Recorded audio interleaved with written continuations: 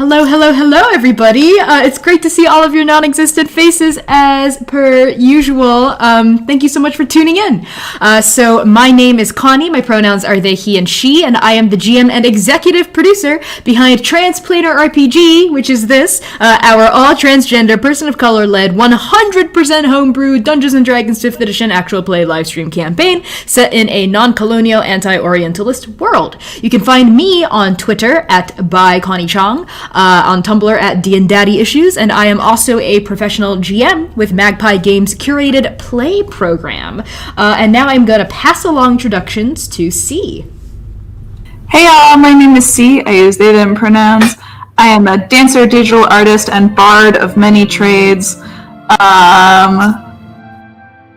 You can find me on Twitter at @PieSharpArt or on Tumblr at @Pie-Sharp. I have commissions open pretty much all the time, so check it out. And I am playing Uka, our Aasimar Blood Hunter, and I'm very, very excited for this session, and I'll pass it right along to Max. Hey y'all, I'm Max. I go by they, them pronouns. I play Dewey Quirk, our beloved Aarakocra Artificer. I'm 1 month on T. So that's Hey! And you can find me on Tumblr, Instagram, and Twitter now at Starchmonger. I got a Twitter in the past 2 weeks that we haven't streamed, so that's fun. I'm a passer to Erica. Hi everybody, I'm Erica, she, her pronouns. I play everyone's favorite high elf sorcerer, V Nocturzo, and you can find me on all my social media at Erica New Girl, and including here on Twitch, where I stream a lot of horror games. So if you like to be scared or you like to watch me get scared, then come hang out. I stream Monday, Tuesday, Fridays, MTF. Think about it, and I will pass it on to Devin. Hello everyone, my name's Devin. I use they, them pronouns, and I play Manaia. She's tall, she's strong, we love her. And you can't find me anywhere on the internet. I'm an invisible ninja, except on the Discord, which I almost misspelled. So join the Discord. Do that. It's a good place to be. It's the place to be. Fantastic, thank you, Devin. Be square. Anyway. So moving on, C, would you like to open our episode as we usually do? As we do, fuck Wizards of the Coast, you know it, you love it. Use !WOTC in chat to get a full statement on our stance.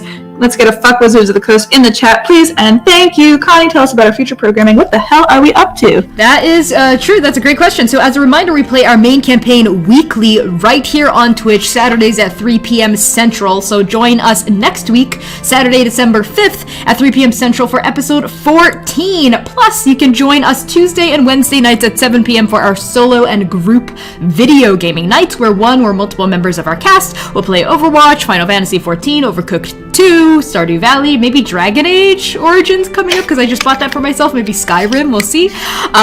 So yeah, that'll be a lot of fun. And finally, I am running a very, very, very special one-shot for the GMs and players of some other actual play campaigns, including The Chosen Ones, The Last Tapestry, Nature Check, and The Birdhouse Mysteries.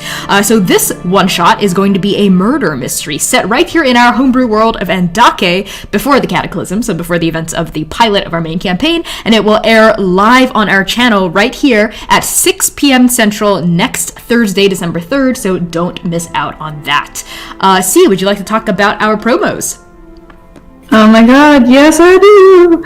As a reminder, you can check out our promo partnerships with other trans, queer, and BIPOC-led streams, pods, and projects by using the !promo partners command in chat at any point. We are also excited about our official merch store up and running right now, and you can use the !merch command to get to our Redbubble page, where we have stickers, t-shirts, sweatshirts, mugs, iPhone cases, hats, masks, anything you might want. And I do believe that Redbubble is still doing their Cyber Monday sale thing, so if you want an extra discount on some Transplanar products, hop right into our Redbubble page. Erica, do you want to talk about our lovely donors?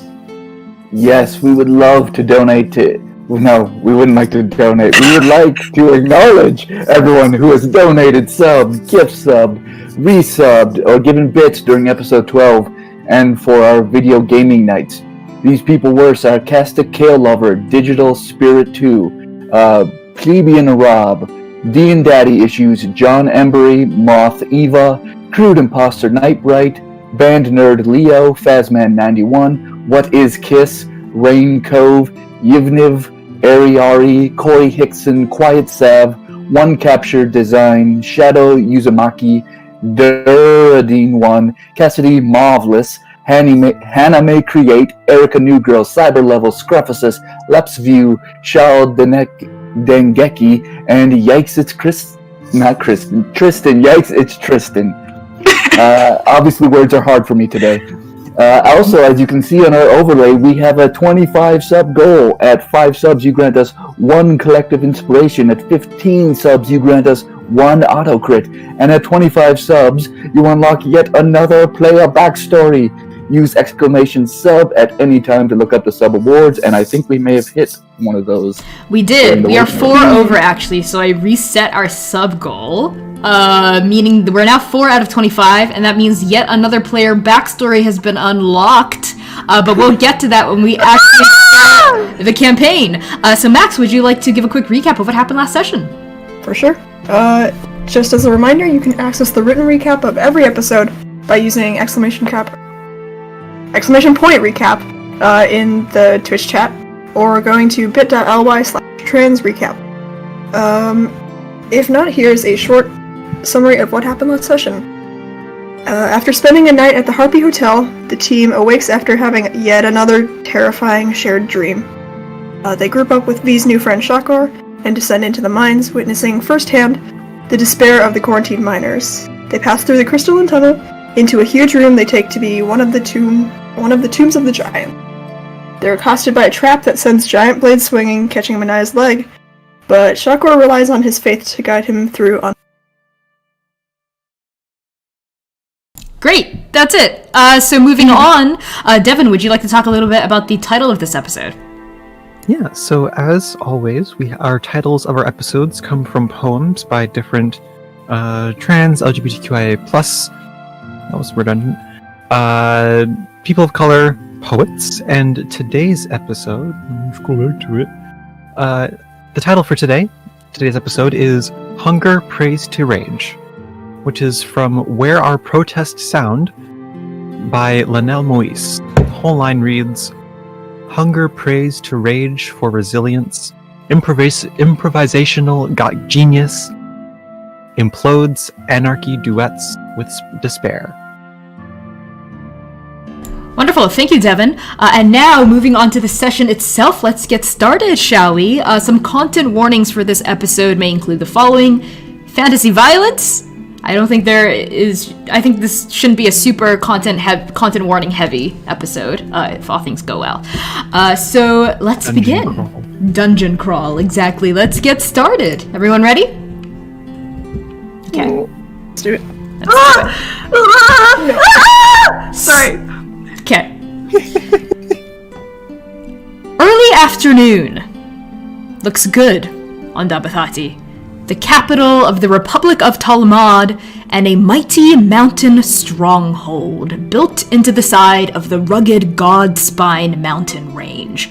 In the market and residential district of Suraksha, street vendors hawk kebabs and steamed buns from carts, while children laugh and frolic in shallow puddles, pulling around the slick rock from the mighty waterfalls splashing down onto nearby public springs. In the entertainment, arts, and sciences district of Thristy, eager crowds queue in front of dance theaters, dressed in their best saris and suits, while plumes of colorful gas and smoke spark from chimneys of nearby laboratories.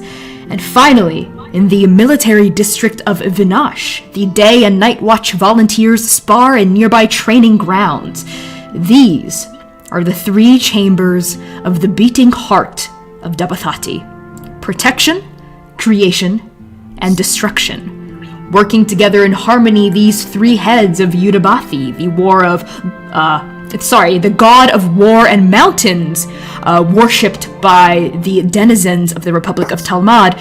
These three heads are unstoppable when they work together. Which brings us, of course, now to the Ujval mines. Far, far, far pressed against the back of Yuddhabathi, in the very, very, very back of the city, are the mines.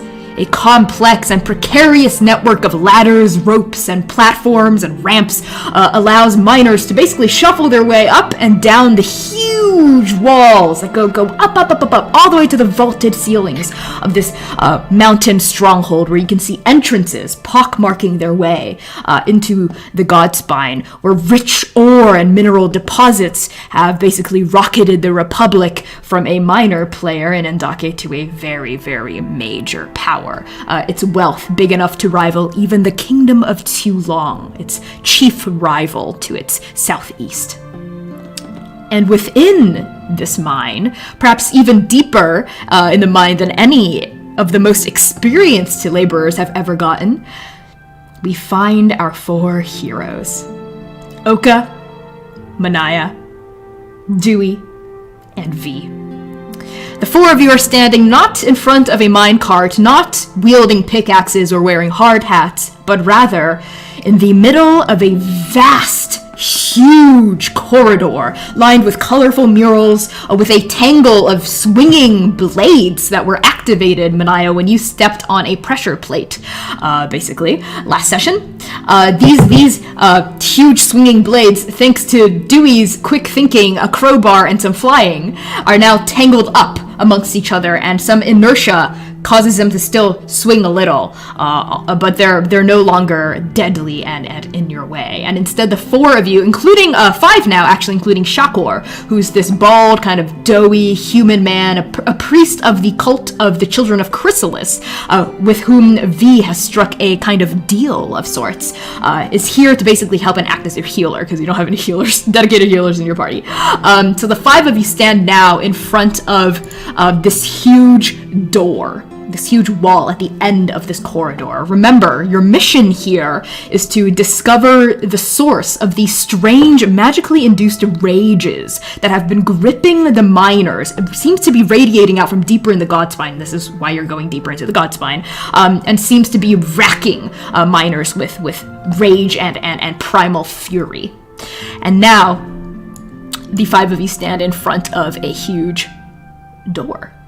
But before we even get anywhere, the two people remaining who have yet to have their backstories unlocked are Manaia, our half-orc fighter, and Oka, our Aasimar blood hunter. So I need you to pick evens or odds. Odds, please. Evens, yeah. Okay. My heart is literally beating out of my chest right now. I know, me too. Can't look. Okay. It has been decided, and it will be revealed. Fuck! Okay. How are y'all feeling? Cool. We're totally cool. Who else's X is in these mines? Who else's exes are in these mines? Everybody's ex lives in Yuddhabathi. Everybody's ex is in the mines. So I'll describe this door very quickly for the four of you, I guess. So as you're looking up at this huge, vast door, this corridor is big, probably big enough. You guys have basically figured this out, to be like a normal corridor for a giant or someone who's maybe 15 feet tall. But y'all kind of feel like ants in here. So looking up at this huge stone door, it's 25 feet tall, and it is decorated with intricate carvings. You see mountains, waves, and clouds. The door doesn't really have any visible knobs or levers or any other mechanisms that, you pull on and you could open it. But you do notice something else that's really interesting. There is a 5-foot wide stone wheel on this door with 4 rings. There is one outer ring, two middle rings, and one inner ring in the very middle, and it juts out from the center of the door, about 5 feet into the air. Each ring, you see, is adorned around its edges with the same set of 8 different symbols. And the way the rings are arranged make it so that at any given point, 4 symbols form a vertical line that goes straight down the middle of the wheel. You stole this from Skyrim. Yeah, I can tell. Yeah, I did. Bleak Falls Barrow. Yep, Bleak Falls Barrow. Getting a little bit of feedback from Erica, I think. For me? I can hear Connie double. I don't know if anyone else can. I can kind of hear you when you're talking too, see? Mm-hmm. Maybe it's because The you're little like... Discord is writing. Yeah, it looks like it might be me. Yeah. So maybe a push to talk for Erica? If you've been on open mic? Cool. What do the 4 of you do? I scan the room for the symbols that are on the rings. Okay. Dewey, you turn around and you look for the symbols that you see on the rings. You don't seem to see any.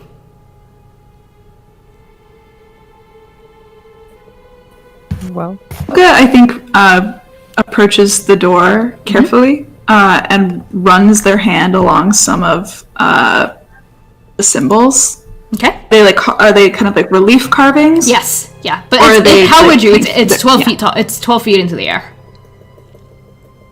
Okay, so just the bottom then. Sure. Okay. Let's see. well, there are 8 symbols on each of them, and there are 8. Manaia glances at a chakra. Well, there were 8 gods. Suppose we should try lighting them up. We have Yuddhabathi here, was it?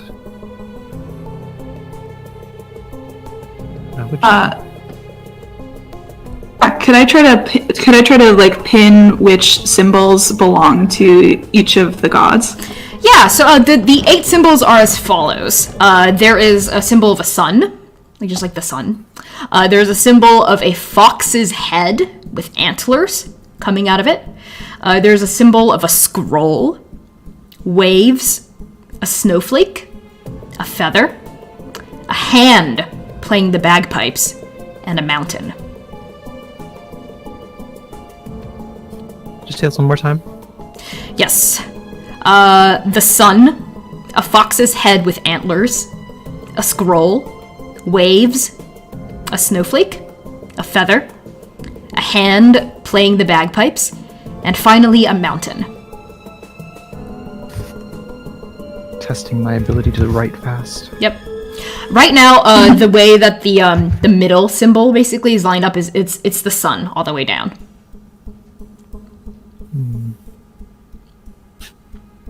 It's nighttime. I imagine we have to make the sun rise to open the door. But Oka's gonna try to like push on it. The outer ring. I imagine the I outer ring. can't. Do you move the outer ring? The one with the symbols on it. I'm trying to get the sun to There go are 4 up different to the top ones of with the door. symbols on them. All 4 of them can move. There's the outer ring, the 2 middle, and the inner one. So all 4 of them can rotate. Which one are you moving?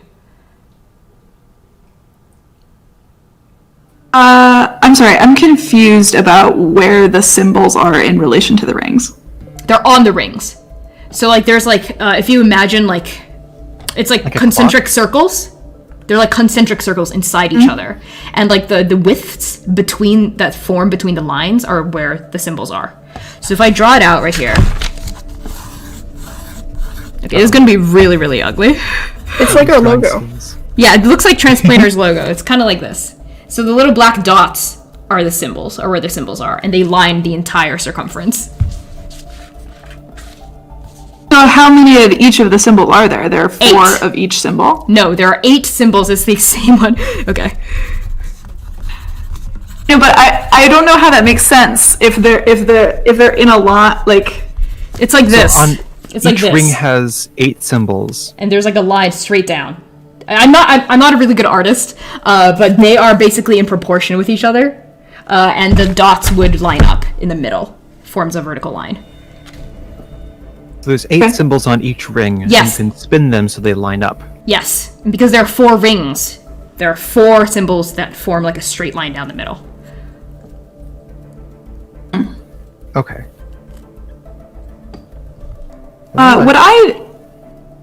Would anything about this ring any bells for Oka in terms of like star charts or like mapping or some kind of like story or like teachings of the gods? Why don't like anything about like how to place the gods when you record them or write them? Why don't you roll religion as you're looking at this ring? What about the rest of you? Do I have advantage on the roll? I don't think so. What about the rest of you? Okay.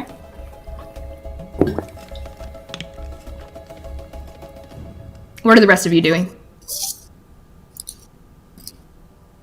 See, what did you get?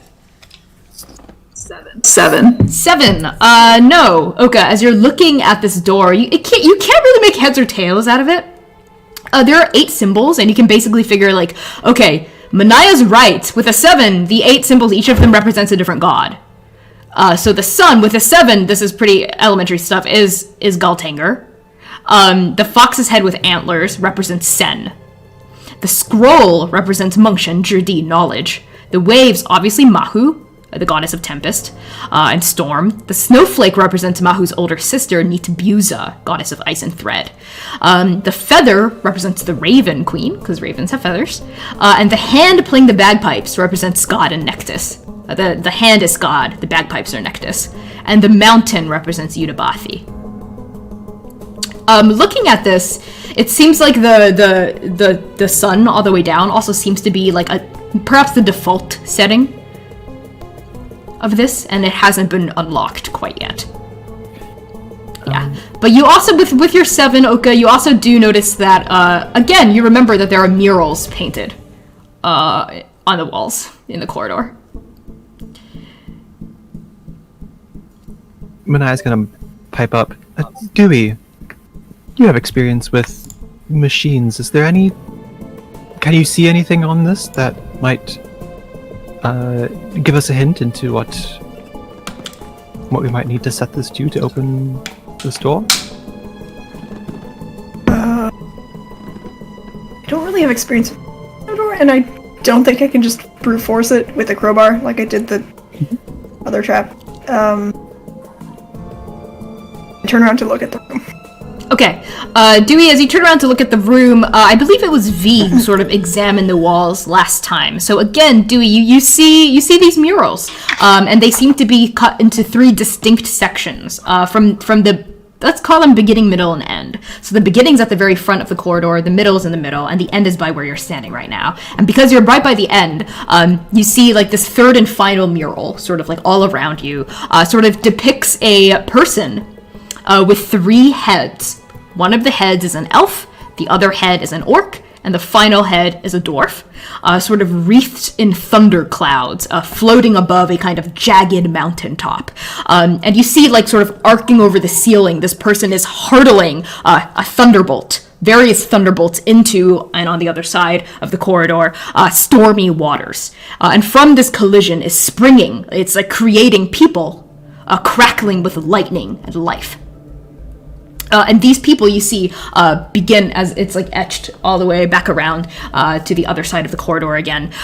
You see them tilling the land, farming the sea, raising animals and children.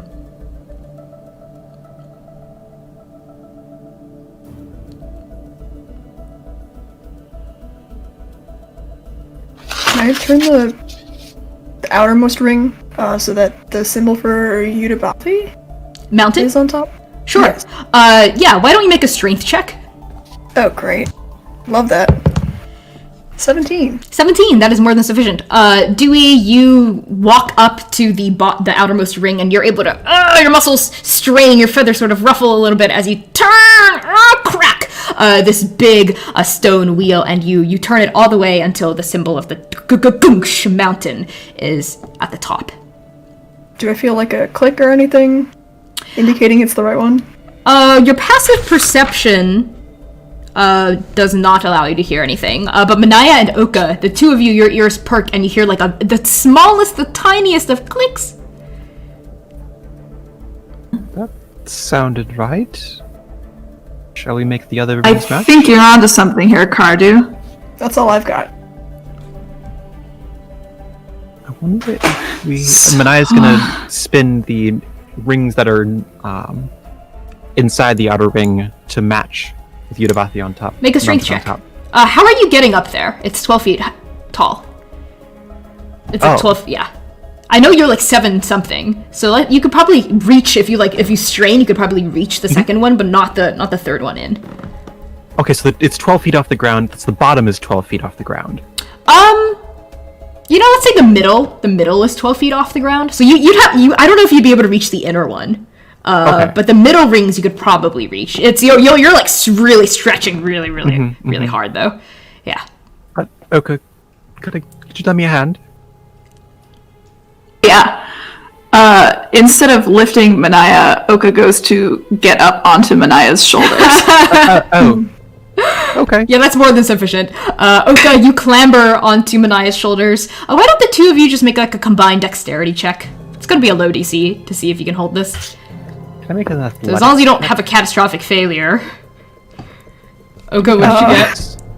Can I make an athletics check? Yeah, because you're on the bottom, I'll allow it. Yeah, go for it. Nice. It's 23. What did you get, Oka?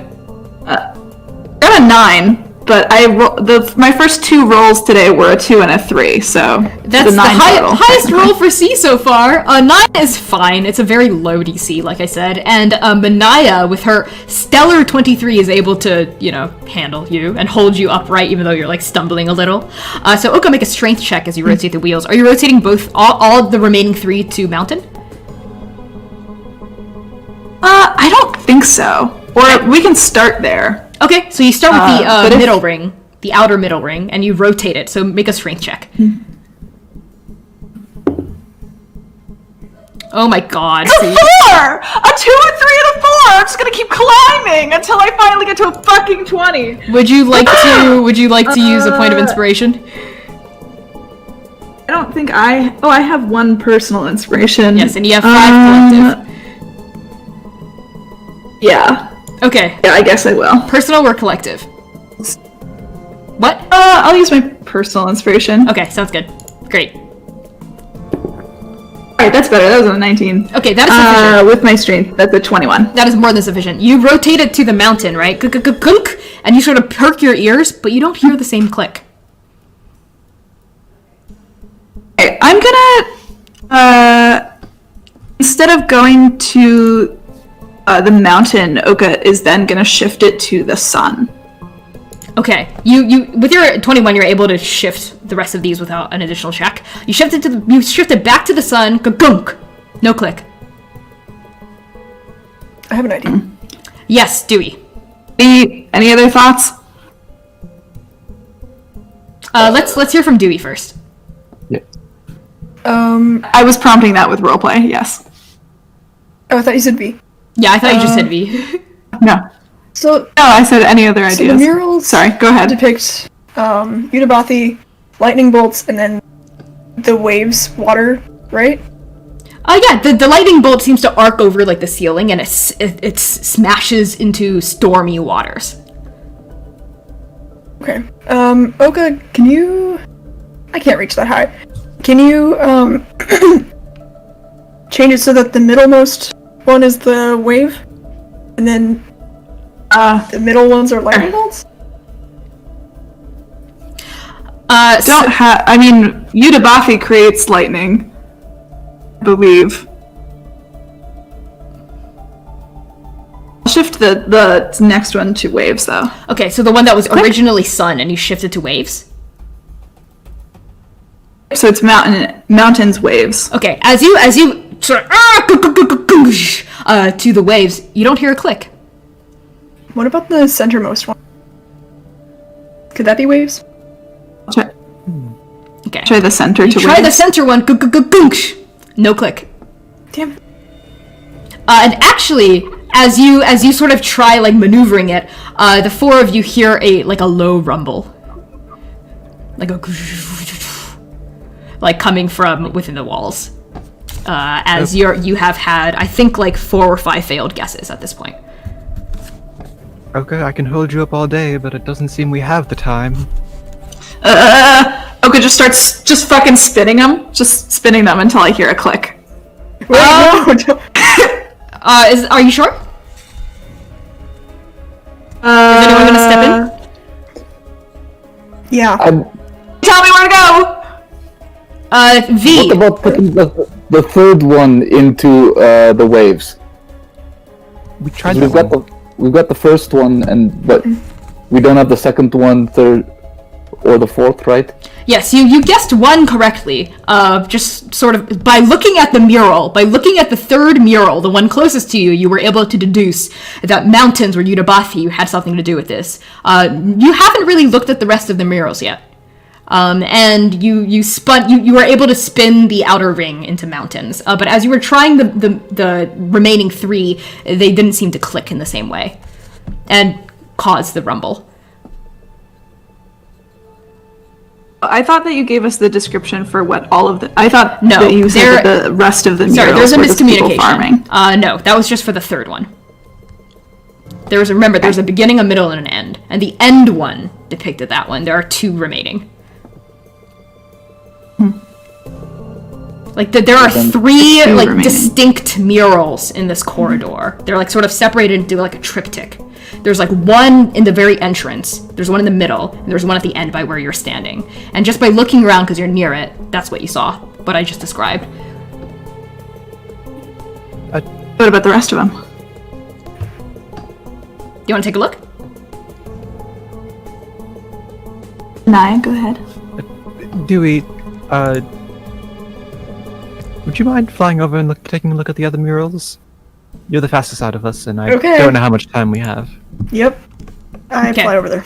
Okay, Dewey, which one are you going to first? The middle one? Because it's the one that's directly adjacent? Okay. So Dewey, you pause sort of in the middle of all these, like, slowly swinging chains, like, flapping your wings and looking around. And you see this middle mural. You see a person sort of on the opposite side from where the three-headed god was. It's a person with the antlers of an elk, the face of a fox, and the legs of a rabbit, blowing clouds from their mouth. And these clouds go over the vaulted ceiling. Though, you know, some of the ceiling pieces are broken due to what you did. And you see the clouds eventually forming the figure of a person, a humanoid, springing to life, and carving stone, forging jewelry and weapons, making music, raising children. Try the fox antler one? I'm not great with gods. The Sen. Sen Yeah. has it. Okay, Sure. so Oka, are you turning the outer middle one to Sen? Okay, you turn click. Okay, Alright, That what's seemed next? to work. perfect. So Dewey, you fly to the very entrance again for the beginning mural, let's say, and this one depicts two primary figures. One is a young woman with long, sort of black hair made of feathers, standing next to an old, very old woman with hair made of waves. And these two women, you see them like hard at work, chiseling the side of a glacial mountain. And eventually, out of this mountain, comes a person made of ice and snow. And this person seems to spring to life and begins farming, mining, metalworking, raising little ice children of their own. but the fourth ring, we tried waves and it wasn't that. No, it wasn't that. Okay, I relayed this information to them about what I saw. So there are two The rings left. Raven Queen and Nitbuza. That's what Mahu Oka says. wanted? Yeah. Nitbuza is the older sister. Okay. Yeah. So Mahu with your has waves for hair. seven religion, Oka from earlier, like basically these are like childhood stories of the gods. You know that Mahu and Nitbuza are sisters. Mahu is known as the goddess of the southern tempest. Nitbuza is known as the goddess of the northern tempest. She is still a goddess of tempest. Mahu's known for waves, or for hair waves. If she had waves, water for hair, it couldn't be Nitbuza, but Nitbuza's the older one. Yeah, and Dewey, as you look at the mural, it's like an old ass woman. It's like a really old lady. She's like hunched over on a cane. And Maku is Old-ass typically woman. Yeah, Maku is typically depicted as a young woman. Nibuza as the crone, basically.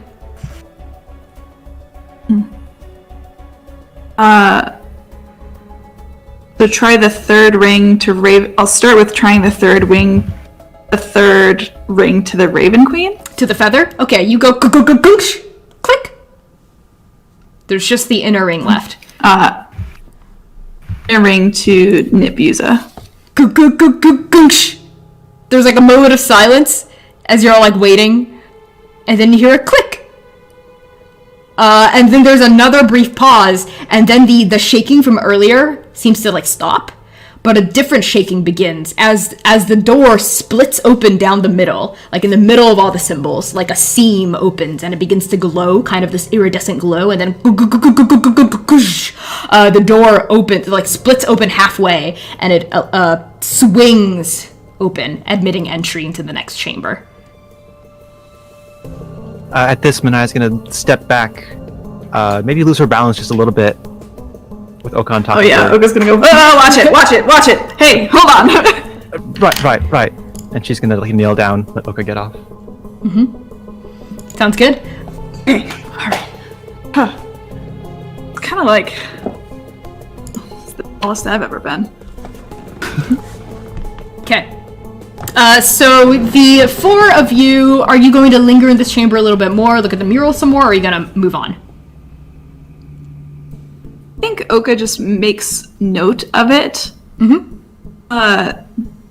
Does this like progression of gods mean anything to them? Yeah, I'm assuming Dewey's like narrating out loud everything I described, so everyone knows what the murals look like. So if you all wanted to, you can roll history to sort of like make sense of these images. If it doesn't interest your character, though, you don't have to. Yeah, Manaia specifically... Go ahead. Yeah, I'm gonna roll for history. Okay. Manaia's specifically interested in Mahu, or I guess Nibuza being depicted as old. Or like that whole imagery between a woman with waves for hair, but still old and carving people out of ice. That seems to be conflicting imagery. So, yeah, just like from her childhood stories or whatever. Ooh, look at that. I rolled a 16 for history. Okay, 16 from V. Everyone else? 23. 23 from Oka. Dewey? I rolled a 17. 17, Manaia? 21. Okay, you all did pretty well. As you're like trying to cobble all of these images together. And you can sort of tell, let's just go from like the first to the third. The first mural, the one that was troubling Manaia the most, with the young woman with feathery hair and the older woman with waves for hair. These represent the Raven Queen and Nibuza. And Manaia, you rolled high enough to know that perhaps your upbringing was a little insular to Uhanahi, and you would not be very familiar with how Morozans would depict Nibuza. You, as an Uhan person, would think that Nibuza is just sort of like ice. You know, it's stagnant water, it's frozen water, but it appears that perhaps there are differing interpretations of that across Andake, and this is one such interpretation. All three of these murals depict the gods. So the first one is the Raven Queen and Nibuza working together. The second one is Sen, and the third one is Yuddhabathi, and Yuddhabathi's three heads. And these murals all depict sort of the same thing, which is these gods creating people. They're creating a kind of people. And based on the huge corridor and the huge wall, and the mythos that various citizens of Dabatati have told you, Oka specifically, these people are just people, they're giants. These three murals put together depict the creation of the primordial giant. The first mural seems to depict, because it's based on like ice and snow, very likely frost or ice giants, or some kind of snow giants, snow people perhaps. The second mural with like blowing, sand blowing clouds out, very music based, perhaps like a cloud giant or some sort of like atmospheric giant, air giant maybe. And the third mural with Yuddhabathi, of like throwing thunderbolts into stormy waters, perhaps some sort of like sea or tempest giant or some sort of storm giant. Like the three different kinds of giants.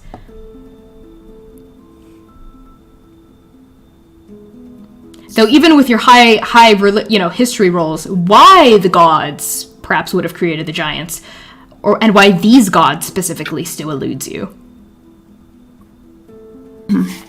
Well, friends, before we move on, I suggest we proceed with extreme caution based on this room. Now watch your step. No kidding. Dewey, as the door the door has stopped opening, right? It's now like settled into this like kind of ominous silence as the next chamber is revealed to you. And Dewey, you kind of feel your heart drop a little. Your heart sort of drops a little into your gut, because based on your what you did last time when you were searching for constructs, this would be the chamber it would be in. Cool. Maybe proceed with extreme caution? I don't know what's out. I mean, I kind of... There's nothing good. Probably. Someone else go first. Dewey, do you know something about what's ahead? I just have a gut feeling that... Like, not giants, but something's in the next...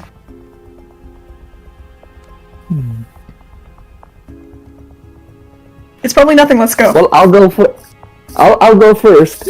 Put your squishy sorcerer up front. Let's do that. I've got the most stealth. That's true. I guess that is true. So V, you step in first. What about the rest of you? What do you do? I'll follow her. Oka will flank V.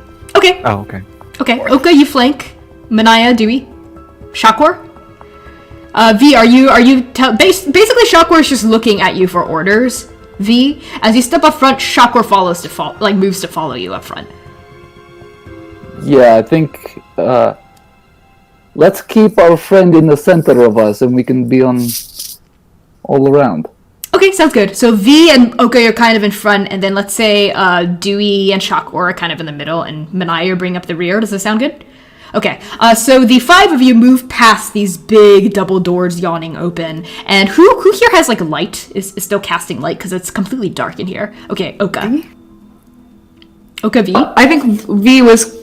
I've been casting light We're on using the cigars cigar. to keep track of time. Sounds good. So you're casting light on the cigar, and it sort of...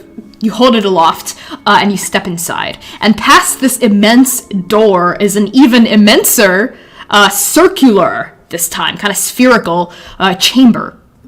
And sort of similar to the corridor you came in from, this chamber has these tall, kind of vaulted ceilings and smooth, kind of curved walls, decorated not with painted murals, but with intricate kind of geometric designs that sort of evoke, as you're looking at it, it sort of looks like diamonds, you know, and like gems and precious ores, stuff like that.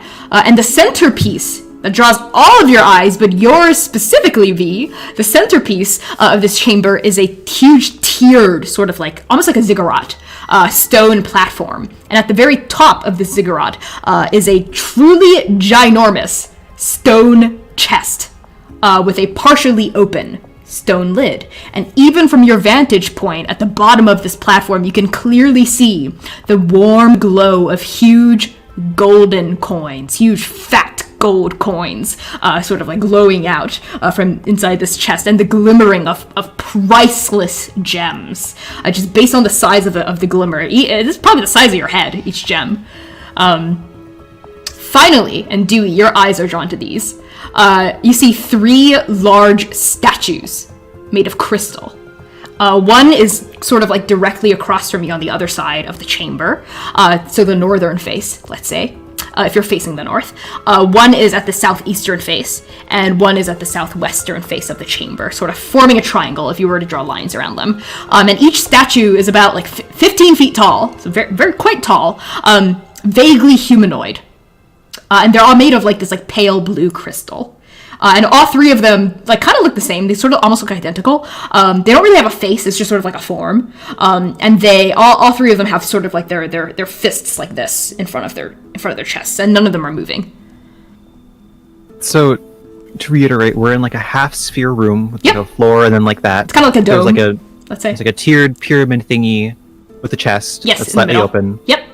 and then there's 3 crystal constructs. Yes, so 2 of them are next to you, Statues. like flanking either side of you. Yeah.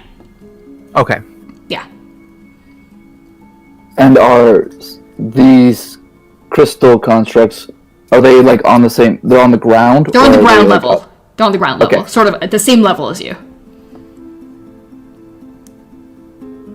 You know, this may surprise you coming from me, but this seems too good to be true. I don't know if I want anything to do with this. You sure you don't want to just take a look, V? Manaia Not touch, drops. but take a look. Manaia drops a hand on her shoulder and says, "Well, you were here to look for the vault of Banwo, Banwo? was it?" You reach across the other 3 of us to put your hand on me. Yeah, you reach. She like Well- walks up and is like, "Well, I mean, it wouldn't hurt to go up and look at things, right? And investigate, see what we got going on up there. Yeah, it wouldn't I hurt, don't know. right? I think it might actually hurt quite a lot. Yeah. Why don't you speak, DM? Get out of here. No, I'm Shakor. Shakor's change of voice. Just kidding. So what are the 4 of you doing? You don't, something else to notice. You don't notice a door. This almost seems like a dead end. Or just upon immediate glance, you don't notice a door. well, I'm Still, sorry. I'm large enough to set off any trap the giants would have put out. It seems Vee and Dewey are the lightest, so if you'd like to dance and fly around, give it a look, might be the safest bet before we all step in. Rather not Well- put us into more danger. Let's see. I think V is going to get closer to everything, and with these tiers up, I think I just want to like investigate and just like look if there's anything that looks like, you know, steps that could like click or do something that I wouldn't want. Okay, yeah, so why don't you roll investigation as you're slowly going up the steps, right? Like making sure you don't like set off any traps, okay? That one. You don't see, okay, V, you don't see anything at all. Like, at all. Like, this seems like you don't notice anything out of the ordinary. And with your nat 1, with your, I mean, I think that's it. I don't know how else I could critically fail your investigation check. Yeah, no, you don't notice anything. Well, to go in spirit with the nat 1, because I do want, I think V is just going to be like, everything looks good, and she's going to dance up and down the tiers and like, no, touch stuff. Okay. Not take anything, but just like, see, everything looks fine. Great, V, you sort of do your Joaquin Phoenix Joker impression as you go up and down the stairs, sort of dancing your way. Nothing happens. Nothing happens. Everything remains silent and still until you reach the very top of the platform, V. And you look down. Do you reach are you gonna look at the chest, V? Yeah, I'll look at it. Okay, so as V looks down at the chest, what are the rest of you doing? something isn't sitting right with Oka. Ever since they got in here, there's no blood on the floor, there's no footprints, there's no scraps of clothing, there's no dirt. That's not sitting right with Oka. They don't know where all of, like, the hundreds of disappeared people who are supposed to be in here have gone. Mm-hmm. So I think they're, like, really just, like, shifting their gaze back and forth. Something is off. Why don't you make a perception check and around they, the room? Yeah, let me do that. Like an active perception check. What'd you get? 22. 22. I yell at my dice, and now they feel better. Great. Oka, as you're like feeling really suspicious, are you just standing in place, or are you walking around to look? Oka probably wouldn't leave Manaia's side too far. You know, they might, like, shuffle, like, maybe 5 feet out to, like... I actually don't even think they're moving at all. They're standing in place by Manaia, actually. Okay, in that case, as you're looking around, like, this darkened chamber, do you have your own light lit, or is it still just V? Because V's carrying the light with her. thought Oko was carrying the light. She's kind of like moved out of range. I feel like we probably have been passing off the little cigar. Are you going to light your... Because as the cigar baton. As V's moving out of range, you're beginning to get cast into shadow. So you can't really... Even with your 20 whatever, you can't really see anything else in the chamber. Unless you, like, light something else. Once V has moved away, like, once V's light has moved away, Oka will light one for them and Manaia. Okay, sounds good. Oka, you light... It's, like, in their hands. In your hands, a little ball of light appears, and you're, like, looking around cautiously. Yeah, and your eyes fall on something, a little, let's say, aberration in the wall. That doesn't sort of match the rest of the geometric designs. It's sort of like between the statue to the north and the statue to the southwest, kind of in the middle between them on that part of the wall. You see sort of like these 3 little divots in the wall. But from where you're standing, that's all you can really see. Like narrows their eyes at it and prods Manaia gently. Okay. He's like, what's over there?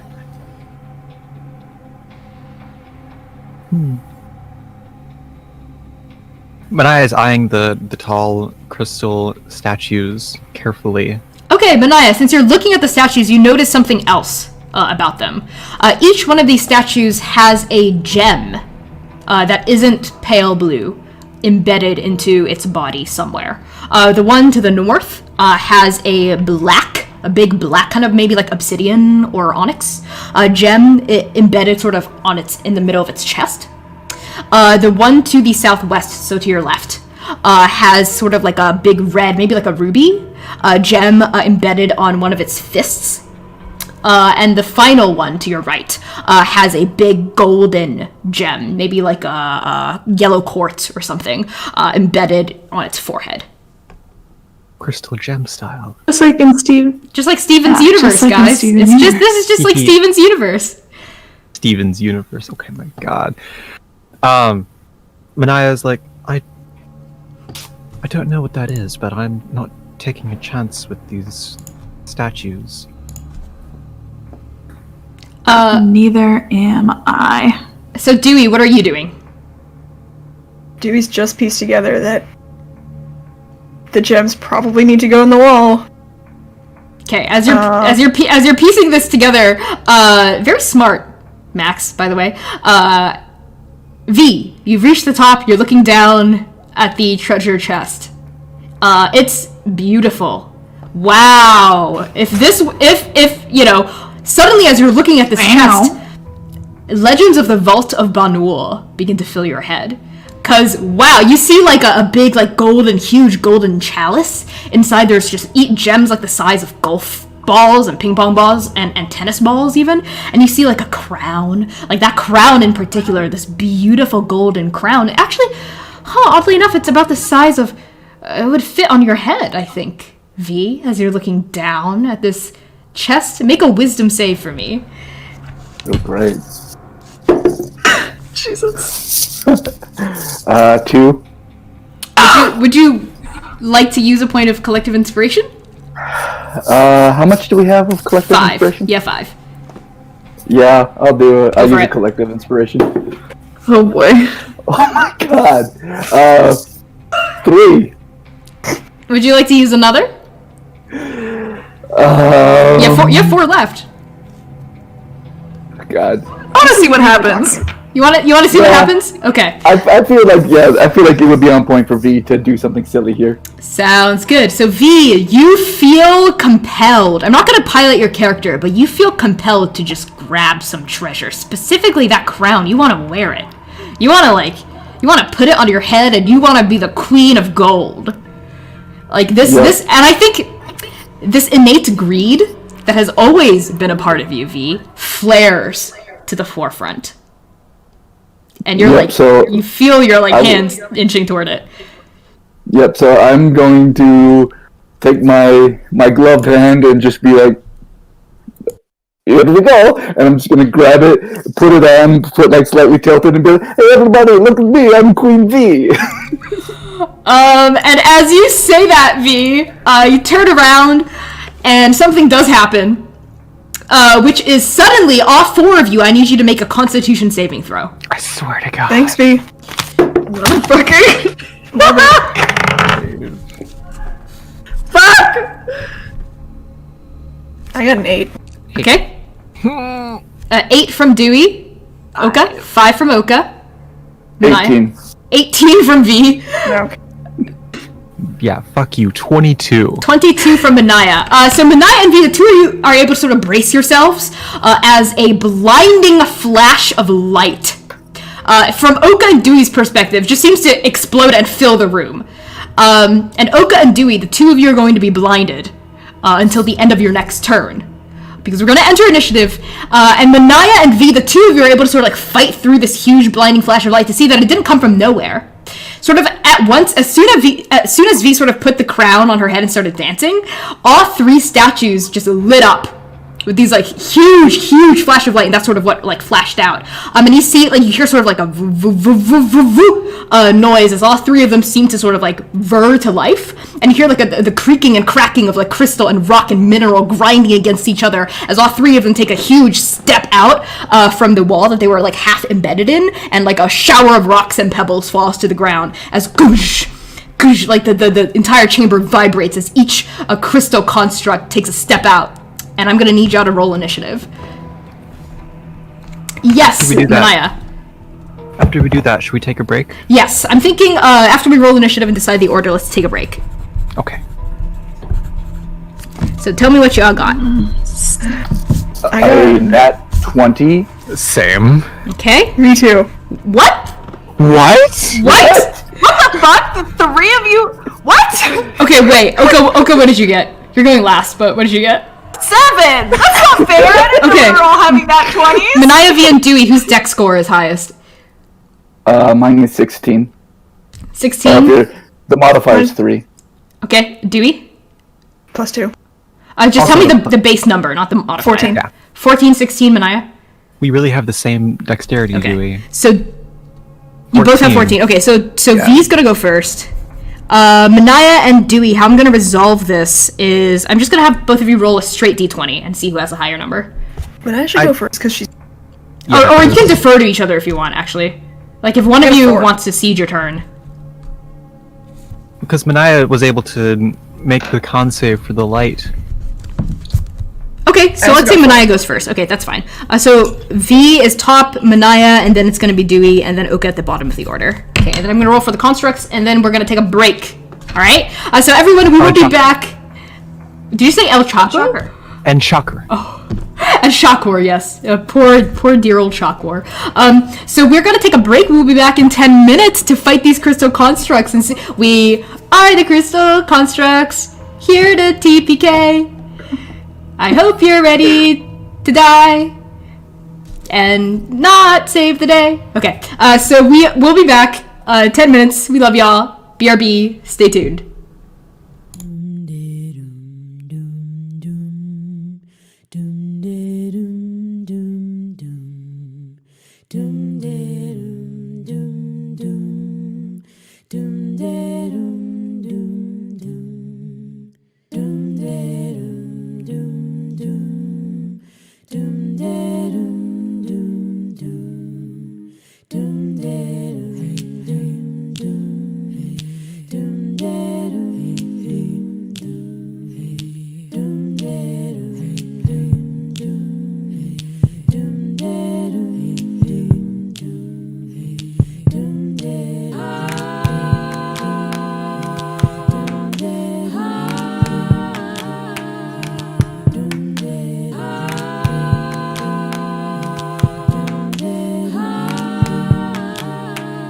If I go fast instead of slowly, instead of last, if my father survives me, if I explode, if I go up in smoke, if I go quietly, when I go quiet, give my heart to my mother, she'll know where to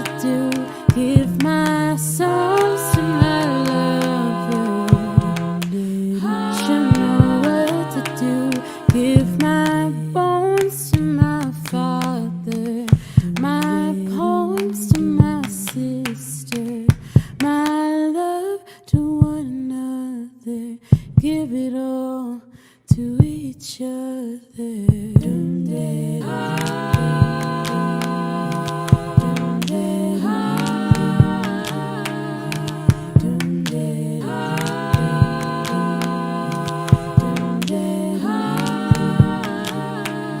And I suppose the soul can go to the children. I suppose the trash can go to the museum. I suppose the dreams can go in the casket. I suppose the blood will go where you ask it. Will go where you ask it. Will spill where you ask it. Will spill where you ask. I'll spill where you ask. I'll spill where you ask. I'll spill. I'll spill. I'll spill. I'll spill.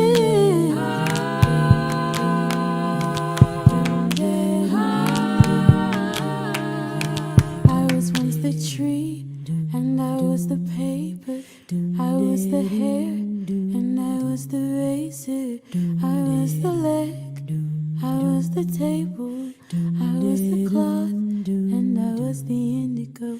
And I was the indigo, and I was the indigo, and I was the indigo, and I was a color girl, and I was a color girl, and I was a color girl, and I was a color girl, and I was a color girl. Doom did.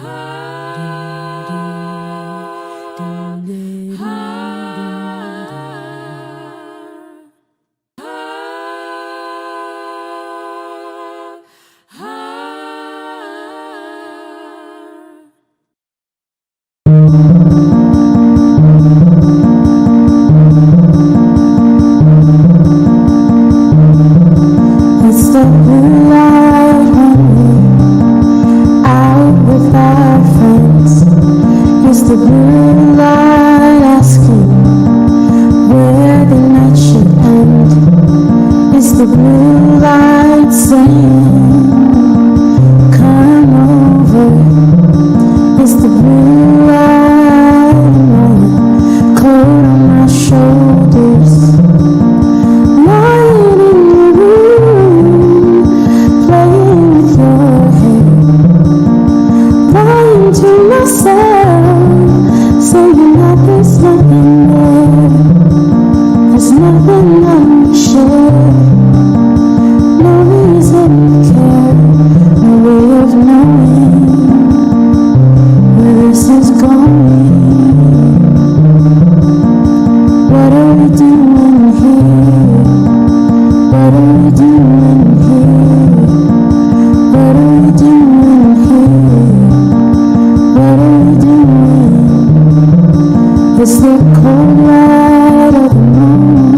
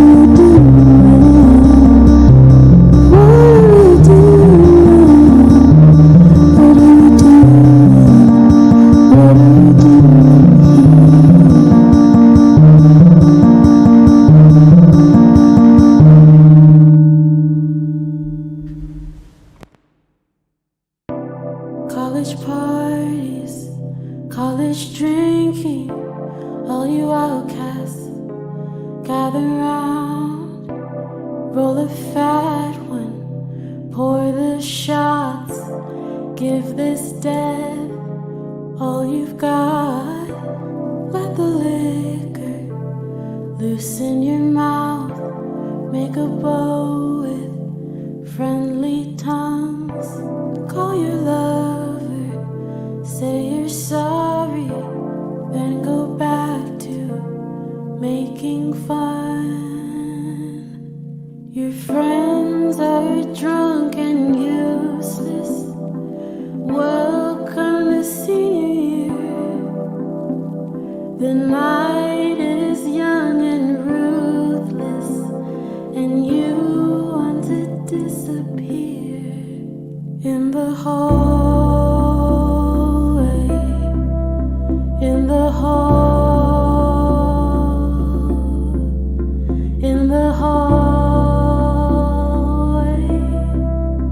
in the hall.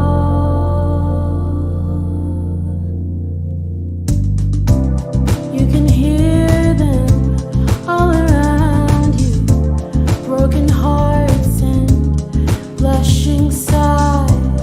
Truth's a hard pill to swallow, but it'll still get you high. I know a faraway land, hidden from even the moon, somewhere queer and quiet, a place you can lick your wounds. In the hallway, in the hall, in the hallway, in the hall. Hello, everybody. Welcome back to our wonderful D&D stream, and we are about to have the showdown of our lives against some crystal constructs. So, if everyone's ready, I'm going to throw on some battle music. What's Let's up, go Devin? over the content warnings. Yes, fantasy violence. I don't think there's going to be much more than that. So this is going to be a fight against some crystals. So here we go. First up is going to be V. V, you are not blinded. So you're standing on top of the ziggurat with this crown on your head. What do you do? V, you are muted. Right, I have to push this button. So V's gonna look around and decide it's time to reach in deep and pull out a new spell of minute meteor. Okay. So she's gonna like crouch down and they sort of explode in these 6 meteor orbs. We're gonna go with a fire theme with them, so they're like 6 meteors that are kind of flaming around. Start spinning around her, orbiting her. Sounds good. And she's going to take, as a bonus action, 2 of those orbs and use her little magic to cast them at the southeast and the southwestern. So the red and the gold one? Yep. Sounds good. So what does that mean? Do I have to make a dex save, or is that like just an attack roll? When the meteors reach their destination, I'm choosing the actual objects as their destination. They explode. Anything within 5 feet of that explosion needs to make a dex save. And if they hit, 14 is the DC. If they hit that, then they take half of my 2d6 fire damage. One of them, the red one saves, the gold one does not. So the red one, this like flaming sphere of fire, cool, very cool, I guess, V, that you suddenly know how to do this, flies from the ring of like levitating meteors around your body. It smashes toward the red one, but instead, because it doesn't make sense for it to dive out of the way. I think what happens is the fire just sort of splashes against its form and sort of seems to fizzle out. But it rams into the gold one, and there's like a miniature explosion, and some loose pebbles like fall from the ceiling and litter onto the 4 of you. And Oka and Dewey, even in your blinded states, you can feel these like pebbles littering onto your head, and you can like hear all these noises happening and feel the tremors in the ground. So V, how much damage do they take? The gold one, I rolled max damage of 12, and the red one, I rolled minimum damage of 2, so half that to 1. Oh god, so sounds good. Is that your turn? What kind of damage is it? Fire? Fire damage, yep. Okay, sounds good. Great, that is your turn. So next up is actually going to be the gold one. So as this one, you sort of see like the fire as it splashed against its body seem to melt a little bit of the crystal, so it's like starting to like look a little wet almost from the heat of your flames, like dripping down its body. And this one, I think the gold one I described as being in its forehead. The yellow quartz or whatever this golden gem is flares, like glows a little, and this crystal construct shoots a laser beam, a golden laser beam from the gem on its forehead, not at any of you, but actually at the red one, the one with like a red gem in its fist, and it zaps the red one, and the glow from the ruby seems to intensify, and the red one emits this kind of like, you know how like Metagross from Pokemon sounds like the like kind of like metallic screeching noise. It emits this kind of metallic screeching noise, and like this like red glow like seems to explode and emanate out of its fist, and it looks empowered. So next up is going to be Manaia with Dewey on deck.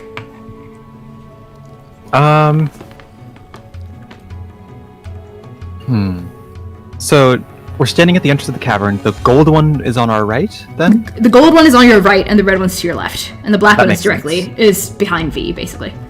I'm gonna glance at Shocker. Okay. Did he? Is he blinded? Yeah, you can see him. He's like, oh, like sort of swiping at his eyes. Oh, the chrysalis. Oh no. Yeah. Okay. Shut up. Anyway. What do you do? Manaia is going to step 1 foot into the cavern and ready in action if any construct moves within melee range, sort of protect Oka and Chakra as they're getting over their blindness. Oh, okay, sounds good. So you ready in action and you hold your axe at the ready, like looking around at these constructs. You're not going to take the initiative and go and attack?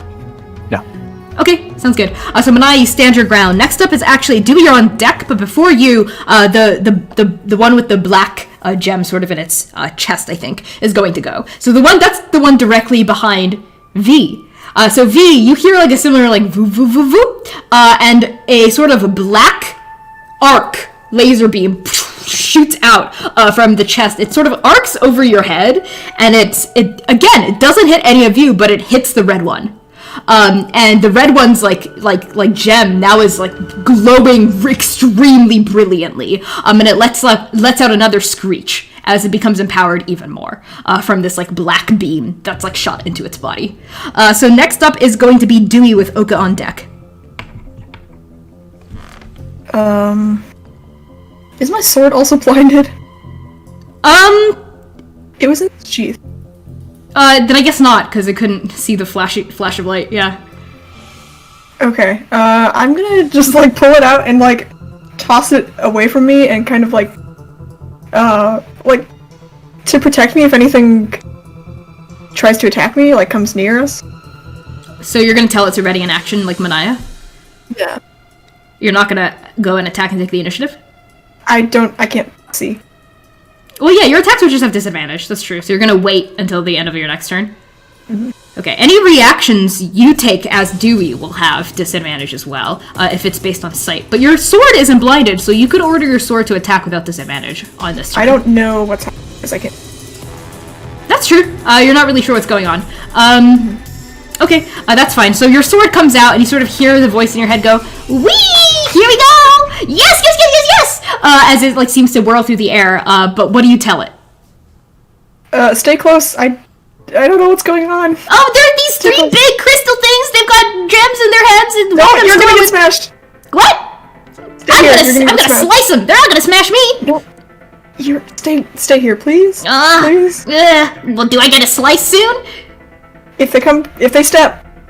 Well, they better step close! And your sword starts to vibrate with excitement as it begins to sort of whirl around Oka and Shakur, extremely excitedly, and almost cutting into Oka and Shakur from its blade sort of going wild. Because it's so excited. Is that the end of your turn? That. Yeah, I back up into whoever's behind me. Manaia? I back up a little Yeah, let's bit. say you back up into Manaia, and Manaia, you feel Dewey's small, hollow-boned body bump into your broad back. Manaia did step forward, so you wouldn't be stepping back into her.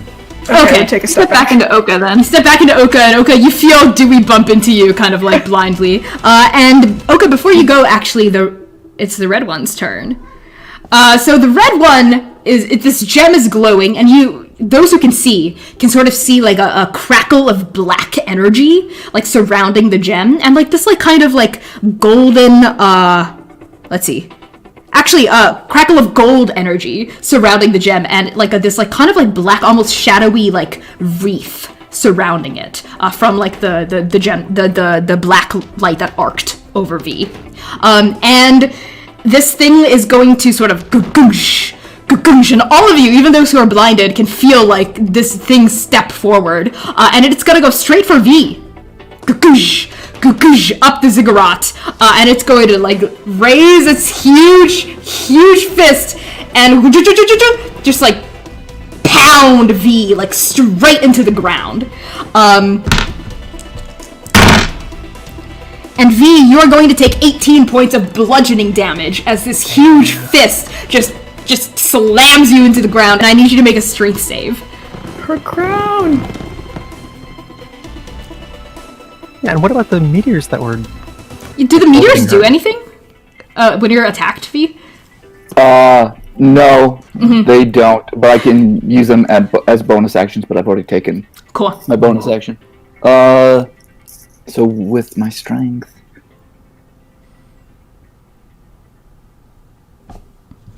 9. That is not quite sufficient. That means you are prone now. You're knocked prone onto the ground, and you can sort of feel your bones crack a little underneath you. And all of you, those who can see, so Manaia, you see the meteor sort of scatter as you temporarily lose your concentration over them. This is for flavor. This is just for flavor. You see the meteors scatter, they sort of lose their magical form, and they scatter across the ziggurat as this thing it pummels you once, and then it draws its hand back. And it's gonna pummel you again. With advantage because you're prone. And you are going to take, this time, 14 points of bludgeoning damage as goosh! It pummels your... It's just hitting you while you're down. And you're not gonna make another strength save because you're already prone. Sounds good. What's your health at? 14. Great, sounds good. So next up is going to be Oka. With V on deck, but between Oka and V is going to be Shakur.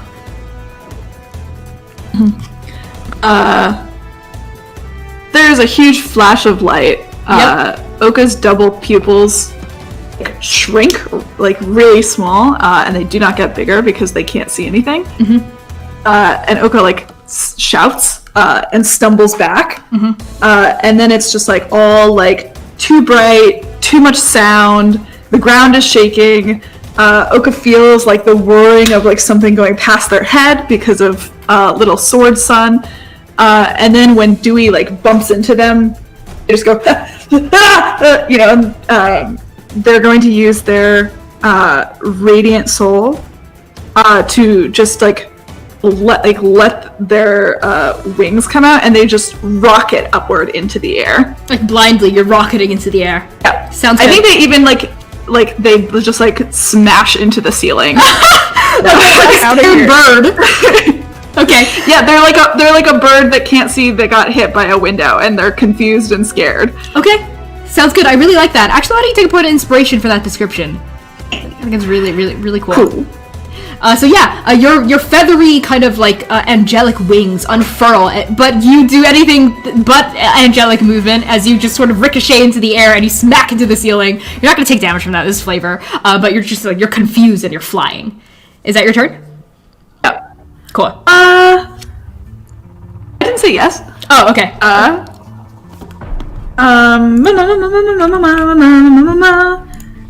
Might be yes, but Does Radiant Soul consume an action? Yes, it does, but I'm looking at my bonus actions.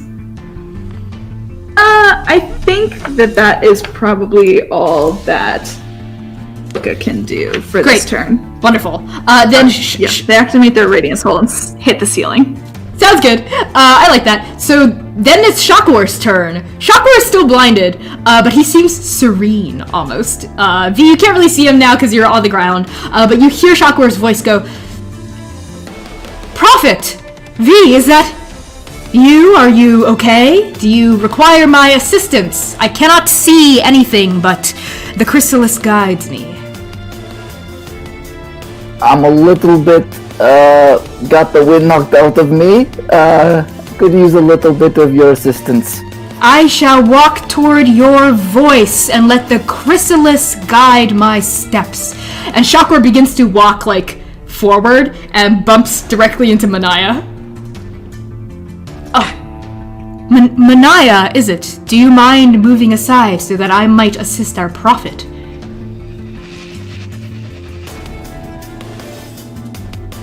I'll wait for Manaia's turn to respond. Okay. So you're not gonna move? Not now. Okay. I have something to say to Shockwur that goes along with my action. Okay. Shockwur sort of gropes around you and steps around you. He steps out from around you to the right, and he goes, Oh, Prophet V, please keep talking. I must let your voice guide me like light in the dark. Just keep hearing my voice, it's so soothing, and my ribs feel a little broken. I think as part of the damage you're taking, this is just for flavor, you're just getting pummeled over and over again. And this is the damage you've been taking so far. Kush. Yeah, definitely. So yeah, I'm just on the ground, just kind of wincing and being yep, that was definitely a rib. Broken rib. Punctuating each groan. And eventually, Shockwur makes it somehow to the top, and he's holding out his hand. And I'm gonna see if his hand lands on you or the crystal construct. I'm gonna roll for that. His hand lands on your leg, V, and you feel some magic surge through your body as you take 9 points of healing. You regain 9 hit points. You feel some of your ribs sort of suture themselves back together and crack back into place. Again, it's not a painful feeling, but it does feel extremely odd, it should hurt, but it doesn't. And Shockwur goes, There, my prophet, you are restored. Okay, that's his turn, and we're gonna go back to the top of the order to V. And at the top of blinded folks' next turn, you're no longer blinded. So V, what do you do with a Manaia on deck? I am going to cast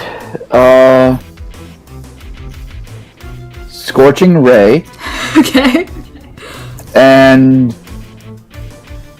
I guess I'm gonna get up first. I'm just gonna, with the rejuvenation of being healed, I'm going to do one of those kick flip ups. Oh, nice. Okay.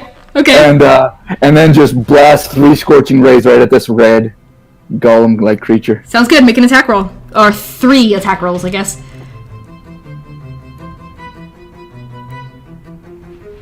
Yep.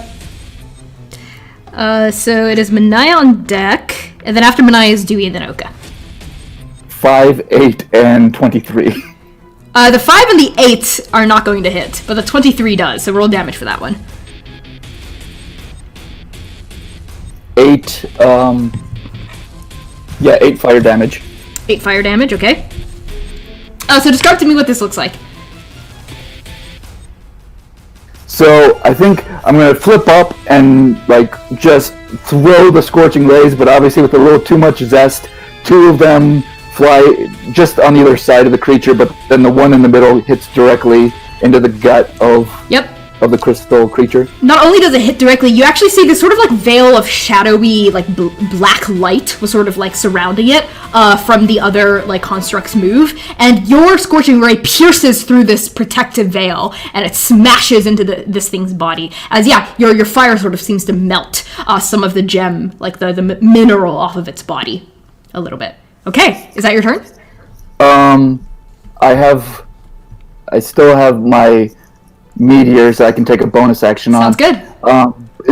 The creature's like with.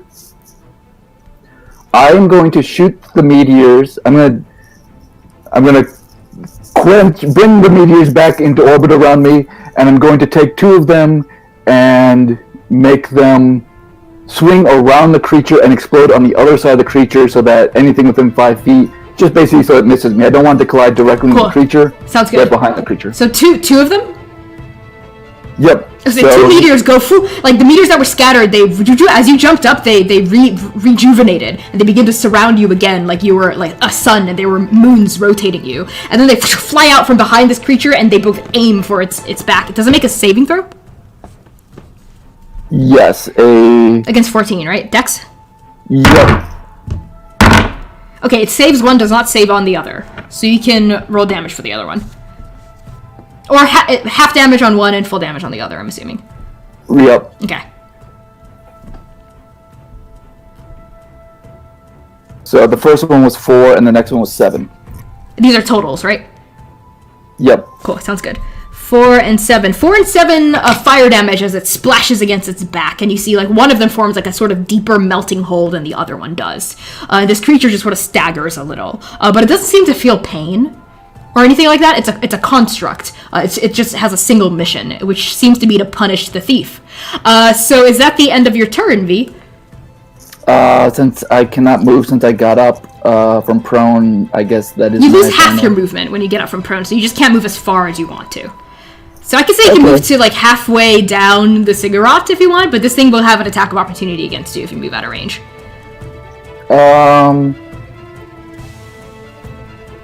Yeah, I guess I will. I think I'm going to take the attack of opportunity and try to slide halfway down towards my friends. Alright, V, you duck and you start to slide down the ziggurat. Oh god. And this thing actually misses you. It doesn't manage to pin you quite yet. And it's kind of slow. Let's say it's reeling from all the meteors and the fire damage, and it swings its huge fist at you, and it barely grazes the top of your head as you slide down this ziggurat. And you feel it like whooshing over your head, this like huge mass of crystal and bulk. Okay, and that is your turn. Next up is going to be the gold one. The one with a gold gem on its forehead. You see it, like, again, another voo voo voo voo. It glows, and a laser beam shoots out of its forehead, and it smacks into the red one. And even more, like, sort of crackling electrical, like, light energy, like, swirls around its fist, and it gets bigger and more powerful. Basically, it seems to get stronger from its attack, from this thing's move, rather. And next up is going to be Manaia. All right. Manaia is going to turn around really quick. Put her hands on hand on Dewey's shoulder, and then if Oka's low enough, maybe grab them just a little bit. No, Oka's all the way up there. Oka's still all the way up there? Okay. And say, I'm going forward. Watch your right. And she's gonna go forward to this construct that's like on the steps, right? Yep, the red one. And she's going to take a hammer side of her axe and attempt to break its kneecap. Just like cripple the thing. You're going for the knee? Going for the knees. Okay, cool. Go for it. Coming for them kneecaps. Give me them toes. Don't clip that. 19 plus 6 is 25. That does hit. So similar to V, like your axe actually passes through like a veil of shadowy, like black light energy, and you feel some resistance, like it's slowing down your hit as it swings past. But you manage to break through it with your huge muscles, and you slam into this thing's like knee area. So roll damage. All right. That is I reroll ones and twos with two-handed weapons. I'm gonna reroll that. 7, 9, or 6, 9, 10, 11, 12, 13, 14, 17 damage. Okay, you hit this thing for 17 points of damage. Sounds good. So you bam, and 17 points of damage is enough to shatter the knee. So it shatters, and there's an explosion of sort of like pale blue crystal as like the bottom half of its leg falls down, and it sort of awkwardly like falls onto like its like kind of like gimp leg now. Is Shocker like around me? Shocker's like right there, and he's still blind because he's at the very bottom of the initiative order. He goes, what is that? as he's just sort of there, and V, you're sort of to his right, and Manaia, you're to his left.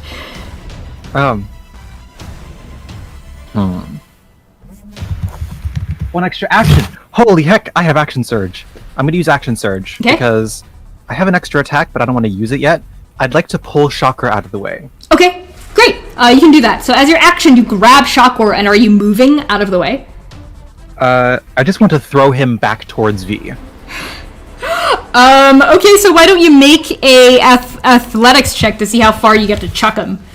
But as he's moving out of melee range from this thing, it will take an attack of opportunity against Shocker. No, it's not. Wait, let me check the specifics on this.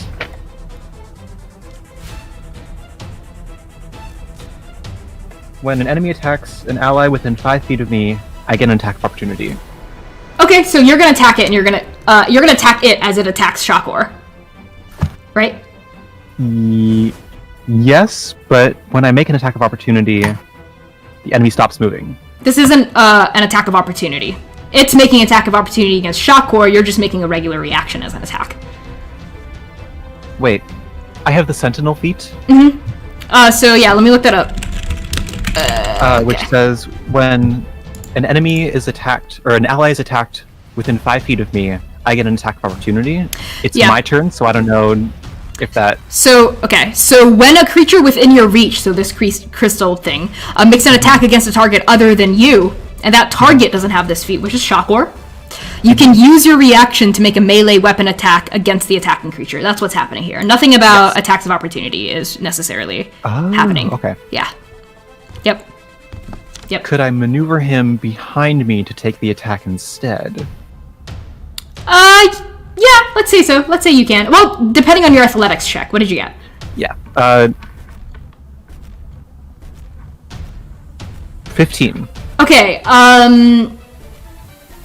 that is not going to be quite sufficient to absorb the blow for Shocker. Okay. So yeah, you're sort of you've got a lot on your plate right now, Manaia. You just sort of fling him. I mean, as he's like flying through the air, you see this like golem go, and it's not golem. It's not a golem. It's a crystal construct. Its fist rises and it swings back, and it is going to try to pummel him. As that happens, roll attack against it.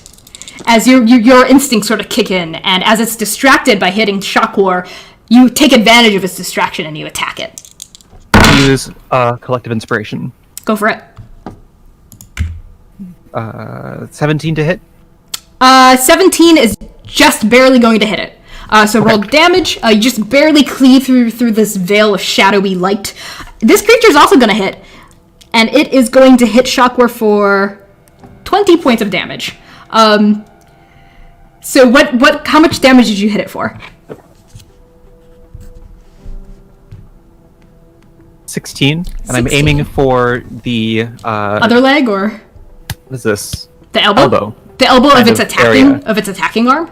Of its attacking arm, right? Yeah. Okay. Yeah. Trying to shatter that and like break it off. Sounds good. You shatter. You with a 16, it does shatter it off, and the arm sort of similar to the leg falls to the ground with a gem on it, and this creature sort of like staggers a little from like the lost momentum, but this arm, as it right before it shatters, it cleaves into Shocker's back as Shocker is flying through the air, and this directional energy slams Shocker onto the ground, and you hear him go oof, and he splats. Shocker splatters against the ground in a way that is not very like human-like.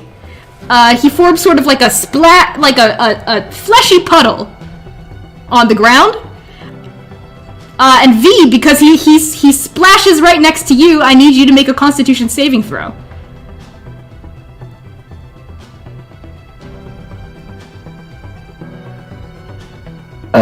That's what you I meant got when an you said 8. doughy? Yeah, he's doughy!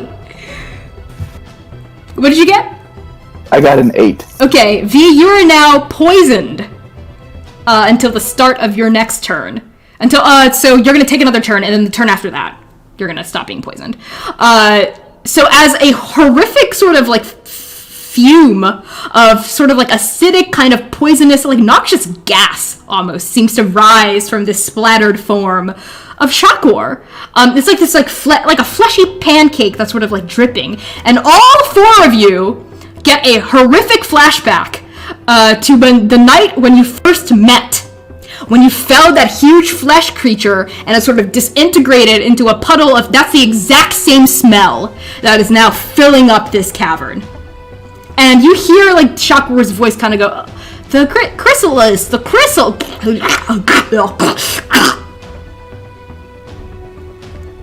And then you hear the rattling of chains as he hits the ground. And next up is Manaia. Is that the end of your turn, or do you have anything else you can do? An extra attack. Okay, go for it. So I broke the arm off, or like the hand off. Yes, the hand with the gem on it. Yep. Okay, I'm going to smash the gem. Go for it. Yeah, make an attack roll. You're gonna smash the gem? Smash that. That's the most dangerous gem. The other ones haven't attacked us yet. Max, were you gonna say something? I think we need the gem. You did see like the 3 kind of divots in the wall. Shit. Manai's gonna wait. Is the rest of the construct still moving? I mean, this is the middle of combat. You're not sure if it's still moving or not. In that case, I'm just gonna attack the body? construct, like the body again, just like straight in its chest. Try to like blow it up. I don't know, something like that. Sounds good. Make an attack roll. I made an attack roll. I'm gonna use a point of collective inspiration. Another one? Okay. Yes. It's the last one that I think I'll use. Y'all have 2 left. Non-natural 20. That is going to hit. So why don't you roll damage? 12 plus 5 is what, 17?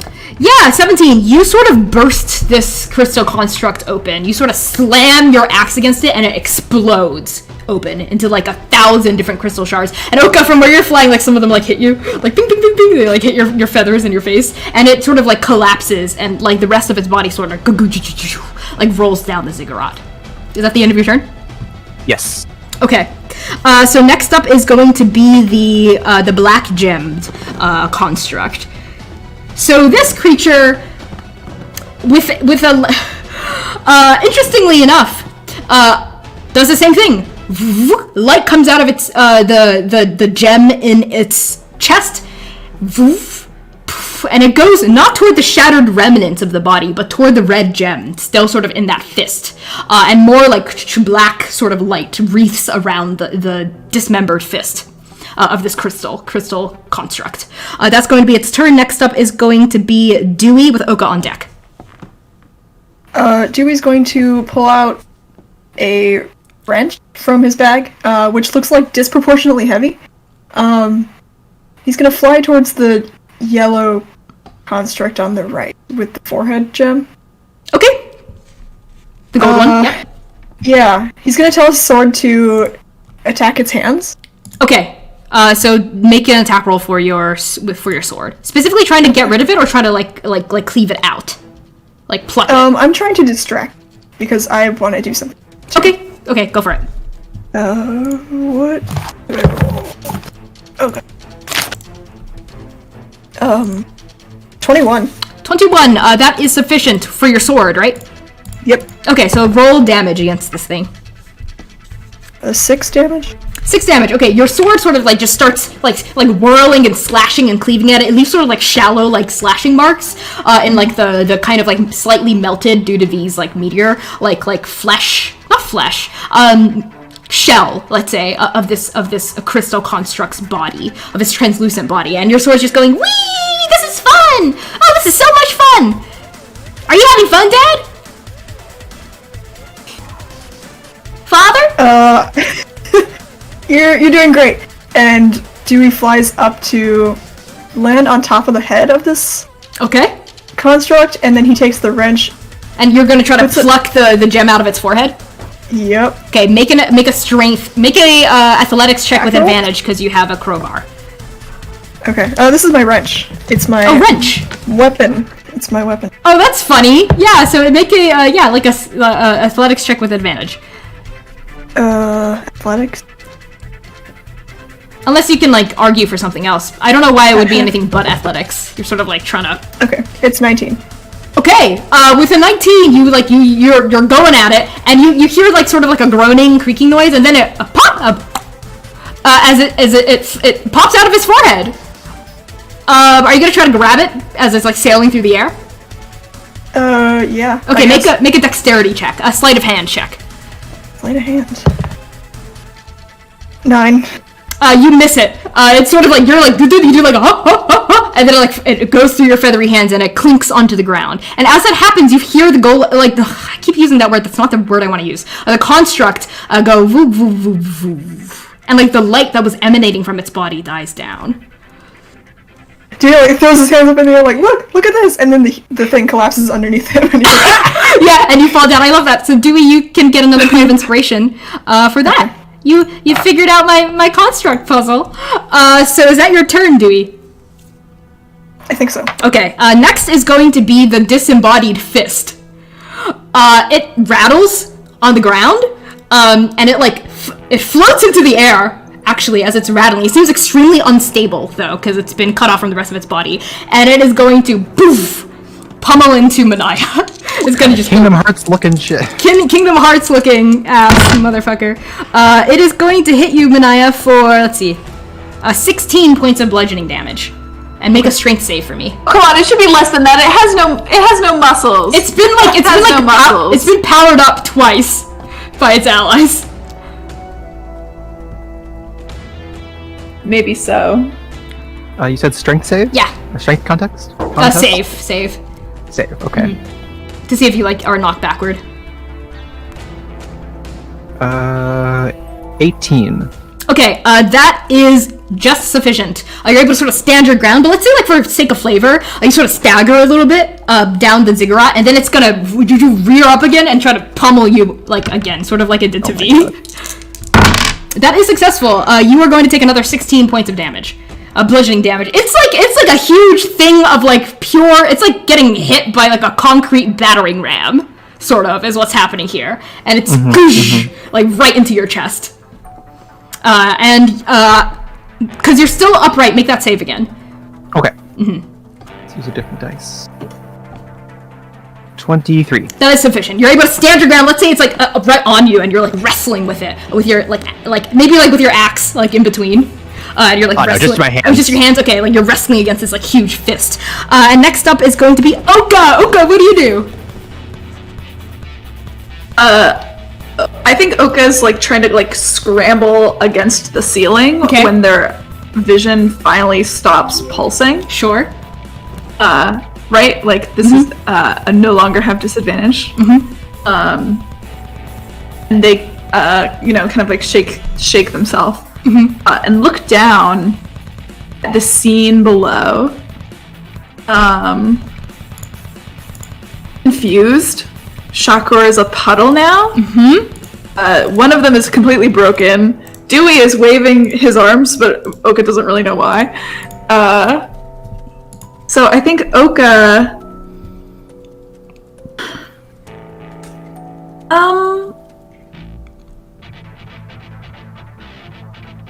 Save that until we're out of initiative, I think. I've come to a conclusion, and I want to see if Oka does too. I think first, Oka is going to fly down toward V. And Shakur. Oh, sorry, I thought someone was knocking at the door. It's the cat. I was going to fly down towards V and Shakur, and just kind of a flyby grab the crown off of V's head. Okay. V, are you going to contest this? Well, if it's from above, I'm probably not noticing it, so I will go ahead and let it happen, but immediately have to be like, Oka, you took my crown! Yes, I did, V. Yes, I did.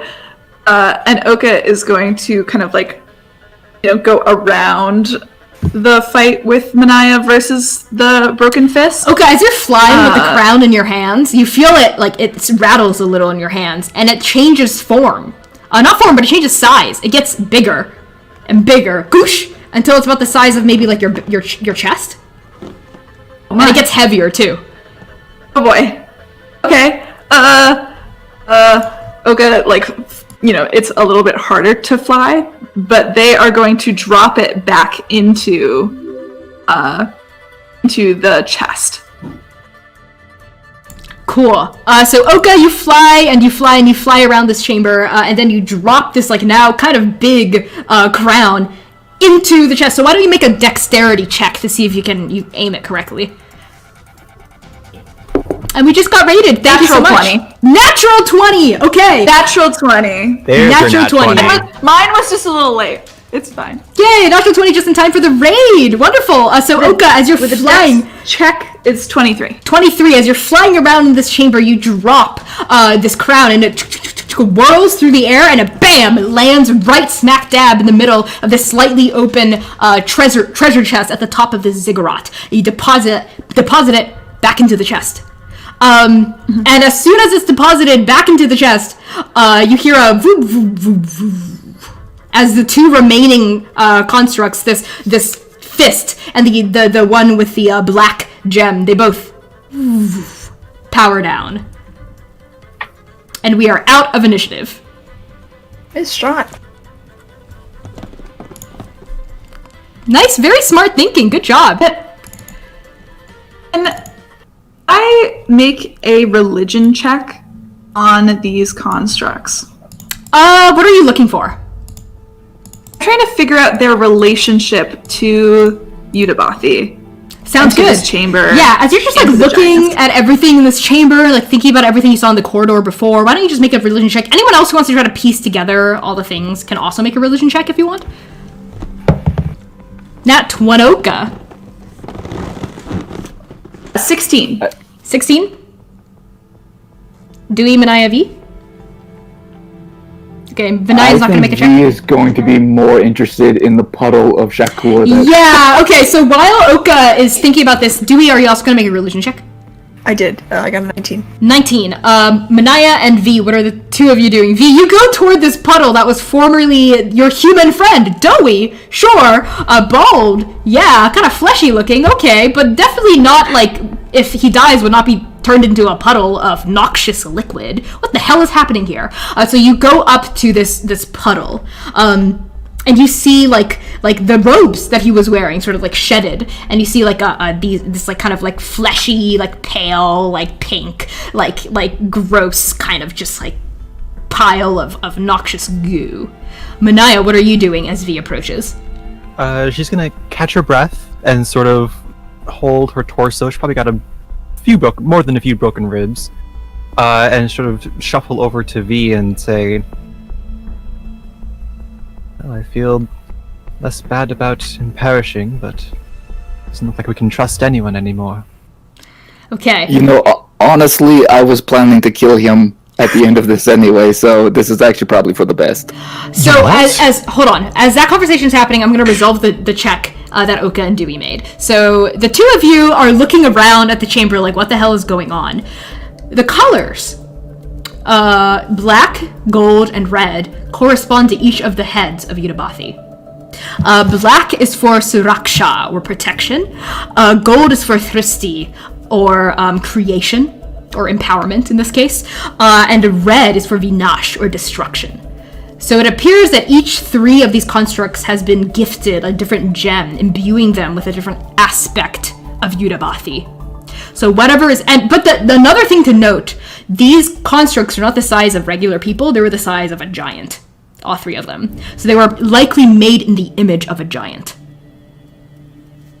Something else to know. And based on the treasure and the fact that all this fighting stopped when the treasure was returned, this chest, surprise, surprise, was definitely a trap. Or like some sort of test designed to test your greed. Or to test if you would leave this alone. So yeah, now you have this yellow quartz gem on the ground. You have this like fist sort of on the ground with the ruby still in it and the obsidian still in the other construct. And Manaia and Vee, as the two of you are talking, both of you hear sort of a gong gong gong gong gong gong from the puddle. Hello, friend. Hear me in there. Soul, I need a soul. Oh, no. Manaya's gonna like pull V and step back. Okay, as you pull V and step back, this bubble, it doesn't seem to like take Shockware's form or anything. It's just like sort of pathetically like on the ground. Seems to be completely weakened. Not dead yet, but very weakened. And as you look at it, why don't the two of you just make like a perception check for me as you're looking at this puddle? While they're examining the puddle that was Shockwar, Oka and Dewey, what are the two of you doing? I'm staring in horror at the puddle. Okay, Oka? Yeah, I think Oka also comes and lands down very tentatively. Like, okay. And it's kind of like almost like peeking around Manaia to look at it, you know? Okay. Yeah, all four of you sort of look at this thing like, ew. Manaia and Vee, what did you get for your perception checks? I got a 10. 10? 25. Okay, Manaia, you don't notice anything beyond what I've already described, but Manaia... 24. 24. Manaia, you notice something odd. Something kind of like... almost like a garden hose shape, sort of coiled within the discarded robes. There's like something coiled, something hard coiled underneath it. V, we need fire. We need fire now. We need it big. We need it here. I need soul. Burn it! I've got 2 meteors left, and I'm just gonna slam them into the puddle. Okay, I won't even make you roll for it because this thing is on its last not legs. As you burn this thing, you hear it go. Forgive me, my God, and then it dies. You scorch it into oblivion, and when your 2 meteors have finished burning, there's nothing left behind but just a black scorch mark and the smell of something awful. Is the chain tube thingy whatever still there? The only thing left behind are some coiled up chains. Oh my God. These chains look very familiar. They resemble the chain sort of dangling off of that horrific kind of demonic creature y'all fought in episode 1. Yeah. No, that's what I need to destroy, V. Do you have anything more? I mean... Hold on. No, Oka, Hold on. We need to destroy those things. I know. Hold on. Oka is gonna super you know, like when you're with a group of your friends and you have to clean something up, and it's like the one person goes out from the group really slow, and like touches it with a stick kind of thing. I think Oka is basically going to do that using like the tip of their sword to like kind of like hook a loop of the chain basically and lift it up. Okay, there's like still some like gross acidic poisonous sludge slicking off of it as you lift it. Seems like a regular chain. Oka's still like eyes wide, like we have to destroy this thing. Because like, ew.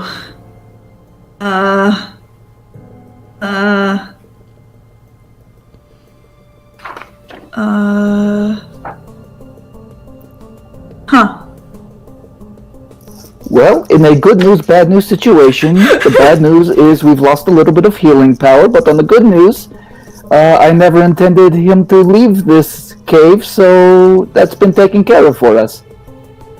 I told you I could heal! What? Wait, you can heal? You've seen me do it! Manaia coughs. we just saved some of your healing. We've saved some of your healing power for now. For this moment, you are prepared for this moment now. Dewey, this is your time to shine. So are you gonna heal Manaia and or Vee? Yeah. Okay. How does your healing work as an artificer? I have cure wounds. Okay. Oh, I didn't know they had that. It's like knit. Like stitching, like suturing. Yeah, I think that's... Or like applying like an ice pack and like some healing poultices that you Or whip like up. a splint, yeah. Yeah, okay, sure. Cool. So why don't you cast Cure Wounds, but let's flavor it in a more alchemical way. Spell. So, who am I touching? Manaia gets 9 points. Okay. Manaia, healing? regain 9 hit points. As Dewey sort of like tends to your sort of like bruised chest area, chestal region. And V gets 8. And V, you regain 8 hit points as again also like sort of patches up your chest area with like some poultices that like Dewey like assembles from out of his belongings and his bags. Like some ice, let's say, like to help with the bruising. Like I don't know, like how are you gonna flavor this, Dewey? I'm just like wrapping it up tight so you don't like move and hurt yourself more. Cool, like you splint it in kind of a smart Yeah. way. Cool. Maybe also like a gel, like a nice soothing gel or something. Vapor rub. Vapor rub, you put some Tiger Balm on that shit.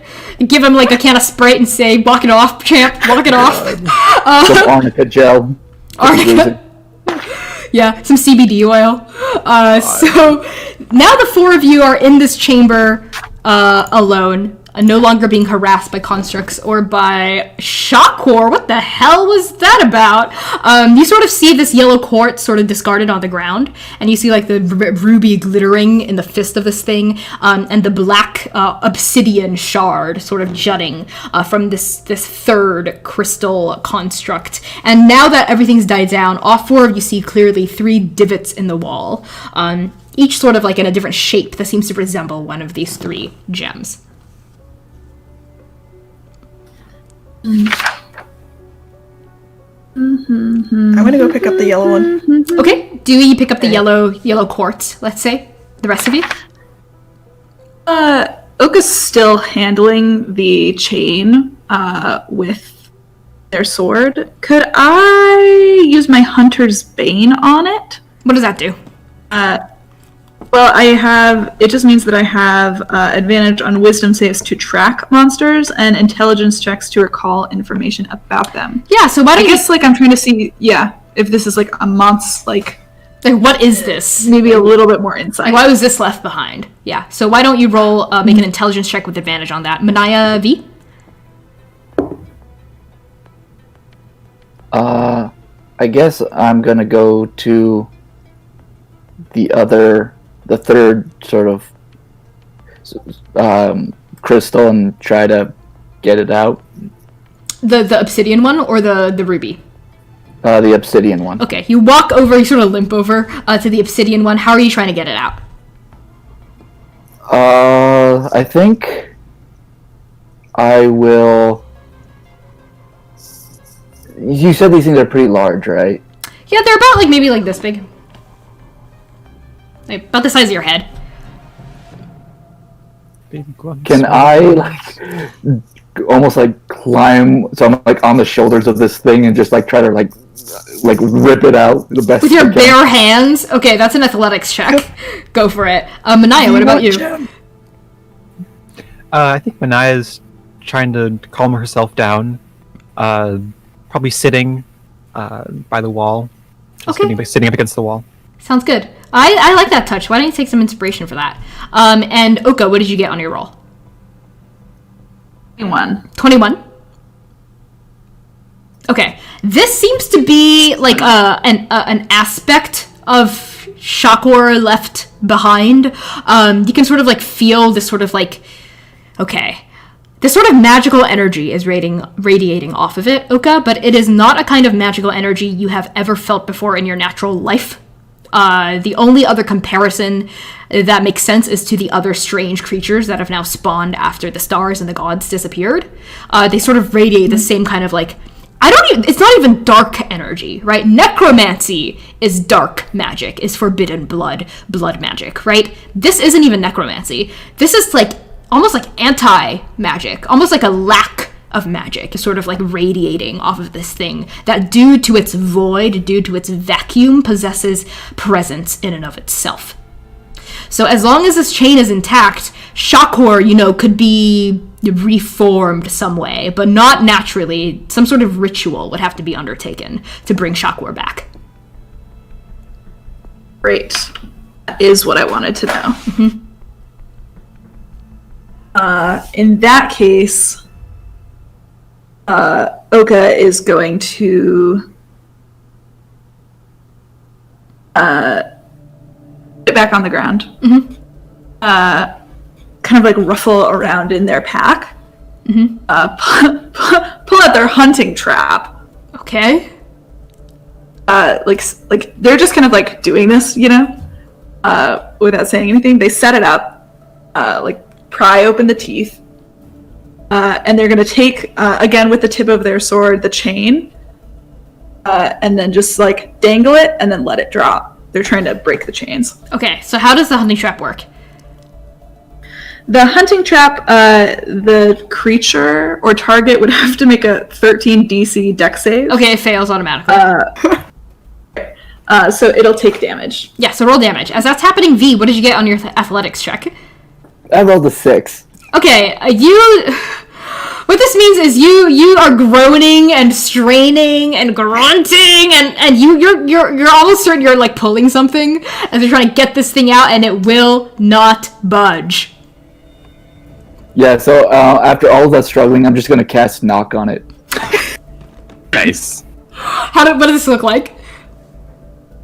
So I'm trying everything, trying to leverage my body on top of these shoulders until I'm just like left in a huffing puddle of V on top of these shoulders, and then like I grab my hand and I just like there's like a bright flash from my gem into this forehead, and you hear a loud crack for 300 feet in every direction, and it just pops out. Yep, it pops out, and it... I think that's the same moment that the trap closes. The trap closes at jumps, the same time. Yep. How much damage did you roll?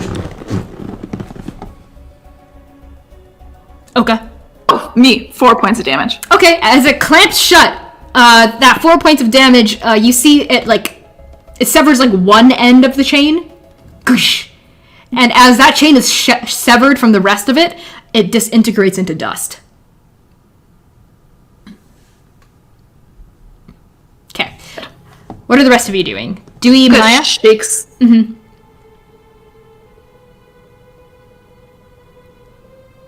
gonna fly the gem up to the wall. Okay, the yellow quartz, you pick it up and you fly it over to the wall, and then you put it into the shape that seems to fit it the best, I'm assuming?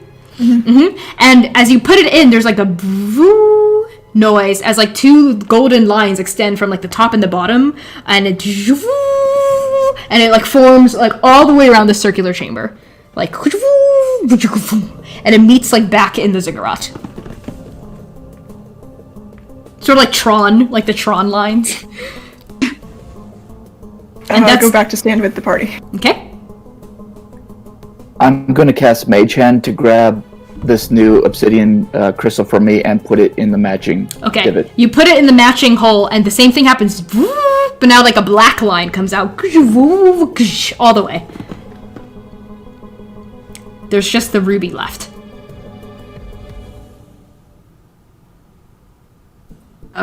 I'll get it. Okay. Oka, are you still holding the chain? Good. Well, I destroyed it. It went to dust, right? One half of it. So like there's still half of it left? Yeah. Fine, I'll just keep putting it in there until it's all gone. Okay, Oka, while you're doing that, and I think it works, you're just like making it smaller and smaller, you're reducing it by halves. Manaia, are you I can do this all day. Are you gonna pluck the ruby out of the fist? No, she's still catching her breath. Okay. Watching Oka intently. Dewey, V, are either of you going to take the ruby out? I'll do it with the wrench. Okay. She's already strained herself and she's injured. That's true, has popped something. Dewey, you take the wrench and using your check from before, you're able to pluck it out pretty easily. You fly over to the wall and you slide the ruby in, and the same thing happens, like a red line and meets sort of in the middle of this chamber. And now that all three are put in, there's like a great rumbling, like a and the lines seem to glow like really, really bright. And then the 3 gems seem to recede into the wall. And as they recede into the wall, they sort of form like a circle, almost like someone's on the other side, like cutting in with a laser cutter, like all the way around.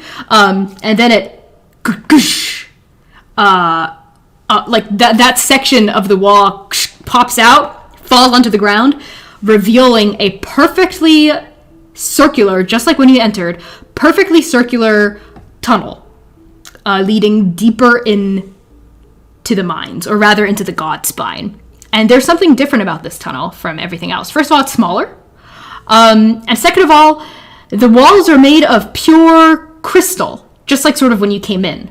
It's like beautiful crystal gems.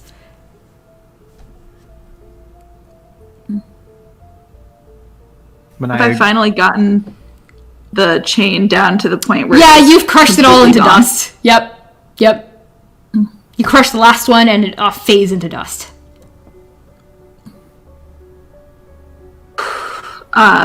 In that case, Uka will pack their stuff back up and walk over to Manaia and offer her their hand. Help her stand. Okay. Manaia coughs again, and holding their torso with one hand, they accept the offer and stand. Mm-hmm. Looks like we have a ways to go. Uka will also... when their hands clasp, Oka will cast Healing Hands, and you'll get 6 more HP back. Thank God. Okay. V, Dewey? V is going to look at the puddle that was her faithful follower, look up at the treasure trove where the crown was put in, and then look to the tunnel and just be like, are we ready to go?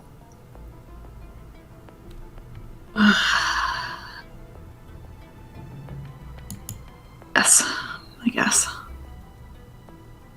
You're staying in the middle of the time, V. Okay. It's all right by me. And now As long just the 4... Sorry, go ahead, Manaia. As long as you can keep those medias from hitting us, I think we'll be quite all right. And now the 4 of you sort of gather yourselves, you heal yourselves a little after this intense battle, and you walk through this tunnel. As you're walking through this crystalline tunnel with sort of these like lights, I'm assuming the cigar is still lit. The cigar is burned to such a point that you know that, what did we say before? How much time did you guys have? Was it 8 hours? An hour per cigar. Hour per cigar, yep. Hour per cigar, and there were 10 cigars. 10 hours. 10 hours, okay. This cigars are almost out. Your 1 hour is almost up. So, V, are you going to light another one? It's like basically out. Okay. Yep, I will go ahead and pull a new one. Great, so hour 1 is done, and now you're on to hour 2. And as you walk through these, this tunnel, you notice that, like, as you're walking cautiously, you're proceeding, like, down this corridor. Yes, Manaia. If we're gonna keep going, do you mind if we take a break? Oh, I was gonna just wrap things up quickly with kind of like a final revelation, and then we can end the session. Yeah, cool. I know we're about like two hours in. So as you're walking down this corridor, looking around at all these like crystalline like little like gems like jutting out from the wall all around you, you proceed, and then all 4 of you see a figure embedded into the wall. Sort of like a little ways, maybe like 15 feet down, the 4 of you see, because everything's like kind of translucent crystal. You see someone like in the middle, almost like they were like eaten by the wall. I don't know. But their body is not like it's not like, help me. They're actually sort of like just standing there with their eyes closed, with their arms completely still at their sides. And this is sort of like a young man with dark skin, sort of like short dark hair, some stubble, and he's sort of dressed in like a miner's outfit.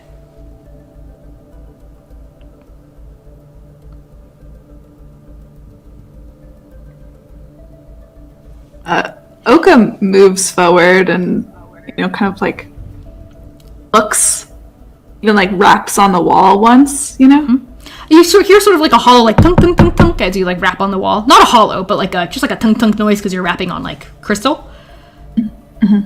Yeah, V is gonna walk closer to and like have the lit cigar like real close to like get a good look at the face. And Yeah, stuff. he looks kind of like he's like an average looking dude, like maybe in his 20s. You see like a hard hat on. He doesn't have a pickaxe with him, but he has like these like dirty kind of clothes, and he's sort of like just suspended in the crystal. You can't tell if he's dead or not. He's just sort of there. His eyes are closed either way. He's just sort of standing there, like floating, like suspended in the crystal.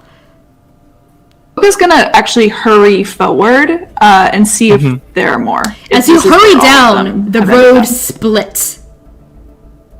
And as the road splits in either direction, this fork, you see more bodies encased in the walls, like in either direction. Just, you see like a young woman, you see an older man, you see a turtle, you see a dragonborn, you see a halfling, these are the missing miners. They are all embedded in the wall in like a perfectly like just still. Just like all of them have their arms just by their sides and their eyes are just closed. Almost like they're mannequins or dolls. And we don't recognize any of them? Well, not personally, but they're all dressed in sort of like minor outfits. Manaia is not looking. Okay. I think Oka casts their own light and just, at whim, picks one of the tunnels and starts like Going. Walking faster down it. Okay. Just to like look, As you walk faster down, there are more branches. There are more roads. Like it gets more and more complex, like there's more branching off, not just to the left and the right, but to the top. There's like a tunnel straight up. Like if something could float up there, and you could see like the boots of someone, as you're casting your light, like the boots of someone, like embedded above you. This almost feels like an ant colony of some sort, or something like that. And you also see like tunnels going down, like straight, like moving downward. They're moving in like a 3-dimensional way, not just straight, like a 2-dimensional platform. Because fuck. And like kind of like circles back and goes down the other one, and if it's the same deal, it's like it's sort of like the same deal. Back. Yep. There's just there are people just trapped in the walls, the crystalline walls of the Godspine, within this I don't know, abandoned giant stronghold or tomb, as you were told. There are no giants though. Nope, they're all like people.